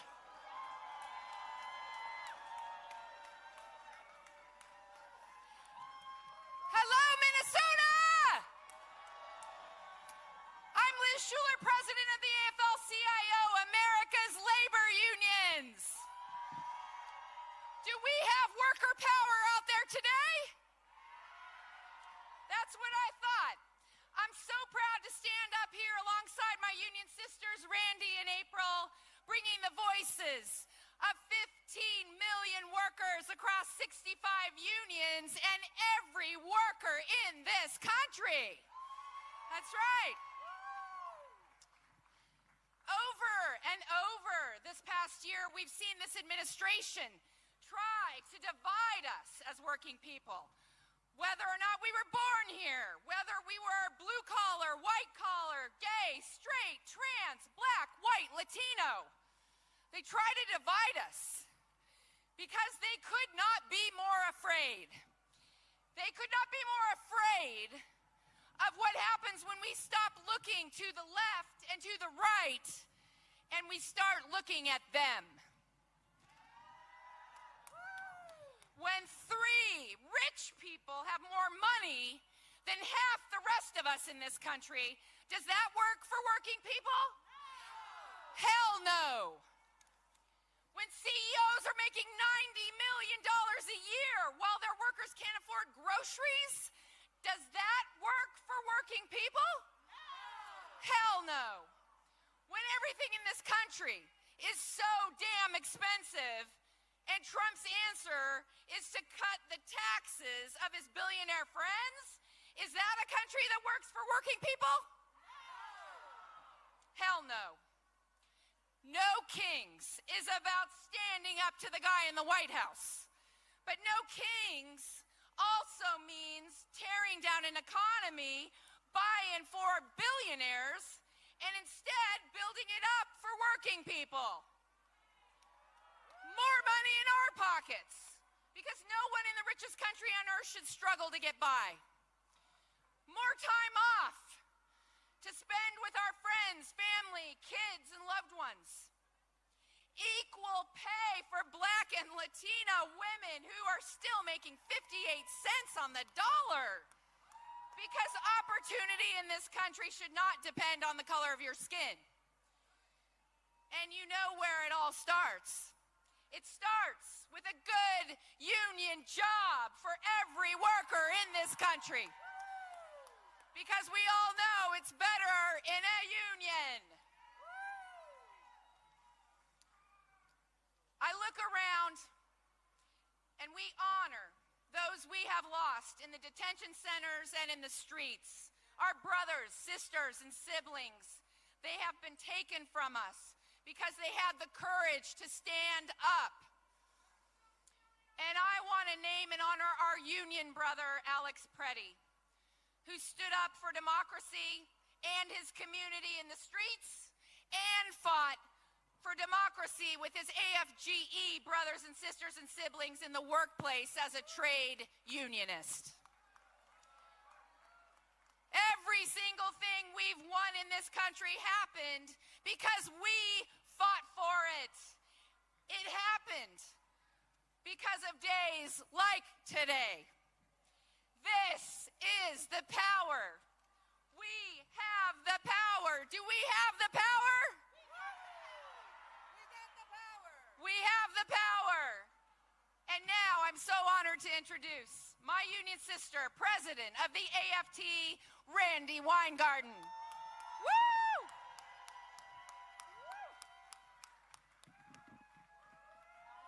Okay, Minnesota! So I know the hour is late, but this has been an amazing crowd, not only here, but all across America, fighting for the promise of America, fighting for a democracy that works for all, fighting against kings or the prospect of them. Now, you know I'm going to be a little bit of a teacher, because once a teacher, always a teacher. So here's the social studies teacher coming out in me today. Democracy can feel like an abstract concept. Now, not to you, because today in Minnesota, this is what democracy is like. But, why do we say no kings? Because the only way the government acts for the people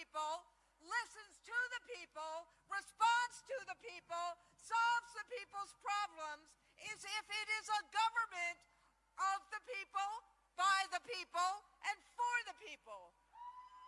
That's why standing up and showing up, being in solidarity like millions of us are doing today is so important. It is the only way we can get the government to act in our interests, act in our kids' interests, act in working people's interests. It's the only way we can tackle housing costs and healthcare costs and child care costs and save our damn retirements. It's the only way we can rein in ICE and protect our students and our immigrant neighbors. The only way is if the government is for the people, not for billionaires, not for their cronies, and not for a president's self-interest. Donald Trump was elected because he claimed he wanted families to have a better, more affordable life. Instead, as so many have said on this stage today, he's made it harder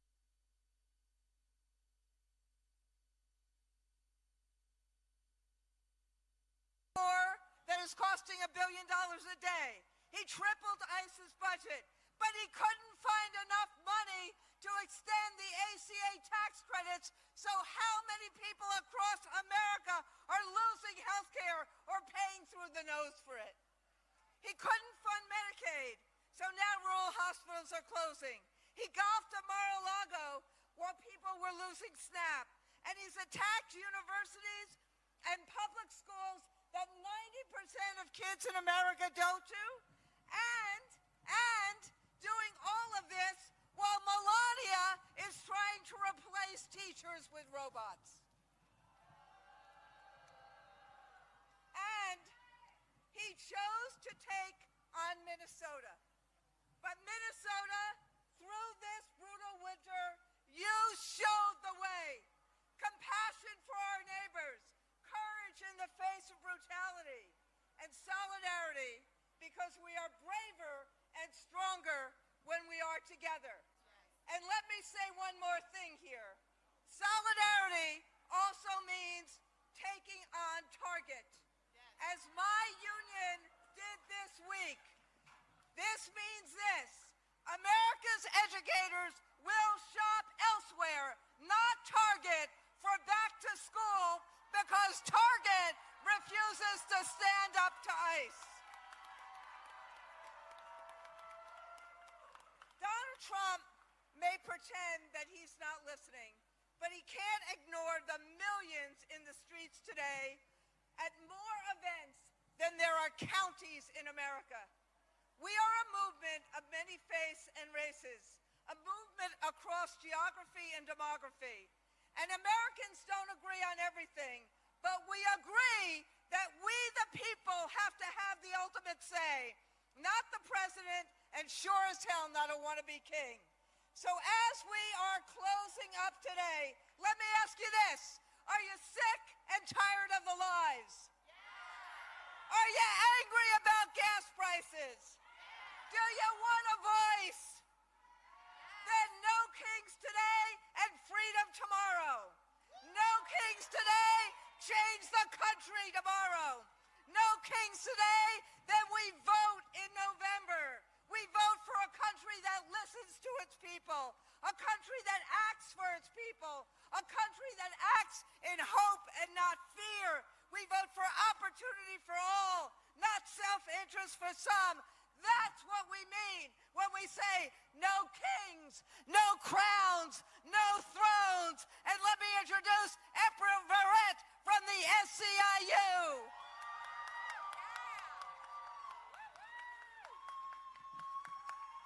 Minnesota! Minnesota! Let me tell y'all something. Y'all are not just nice. Minnesota is patient. I am indeed April Verrett, and I am the proud president of the 2 million member Service Employee International Union.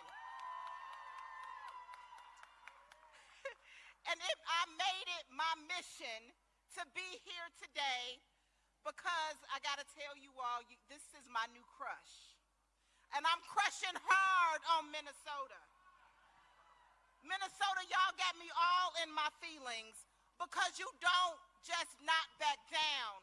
Minnesota stands 10 toes down. You stand 10 toes down for justice. You stand 10 toes down for community. You stand 10 toes down for democracy. And democracy is why we are here today, ain't it? It is because this is supposed to be a democracy, but it sure doesn't feel like one. It sure doesn't feel like one while working people are doing every damn thing we can and still falling behind. While the forces of exploitation and white supremacy stay busy crowning kings. They crown corporate greed so that the people doing the work struggle while the people at the top cash in. They've crowned systems that decide who gets access and who gets left behind and somehow try to convince us that it's fair. They've crowned power that operates without any accountability and tell the rest of us just to deal with their wars. Are we going to accept that, Minnesota? No. Nah. We're going to call them on their bullshit. Because in a democracy, you don't get crowned. In a democracy, you don't get ignored. In a democracy, you answer to the people. You answer to the people. In Minnesota, right here, right now, are the people. In SEIU, we're talking about the three things that we're fighting for. Y'all ready? Yes. In SEIU, we are fighting for money, for power, and for respect. Money, because working people deserve more than to just get by. Power, because power doesn't just belong to the wealthy. It belongs to all of us. And respect, because too many of us feel like being treated like we don't matter. That's over. So yeah, we're fighting for money, power, and respect. And I might have to remind y'all, Javier know it. Back in the 90s, Little Kim said, money, power, and respect, what you need in life. Money, power, and respect, you'll be living right. Money, power, and respect, you'll be eating right. You can sleep at night. It's the key to life. So yeah, money, power, and respect. That's what no kings really means. It means rejecting a system where a few people get crowned while they rule over the rest of us. So I'll ask you, are we going to let them keep their crowns? Are we going to take back what belongs to us? Then say it with me, no thrones, no crowns, no kings, no thrones, no crowns, no kings. Let's go get it, Minnesota.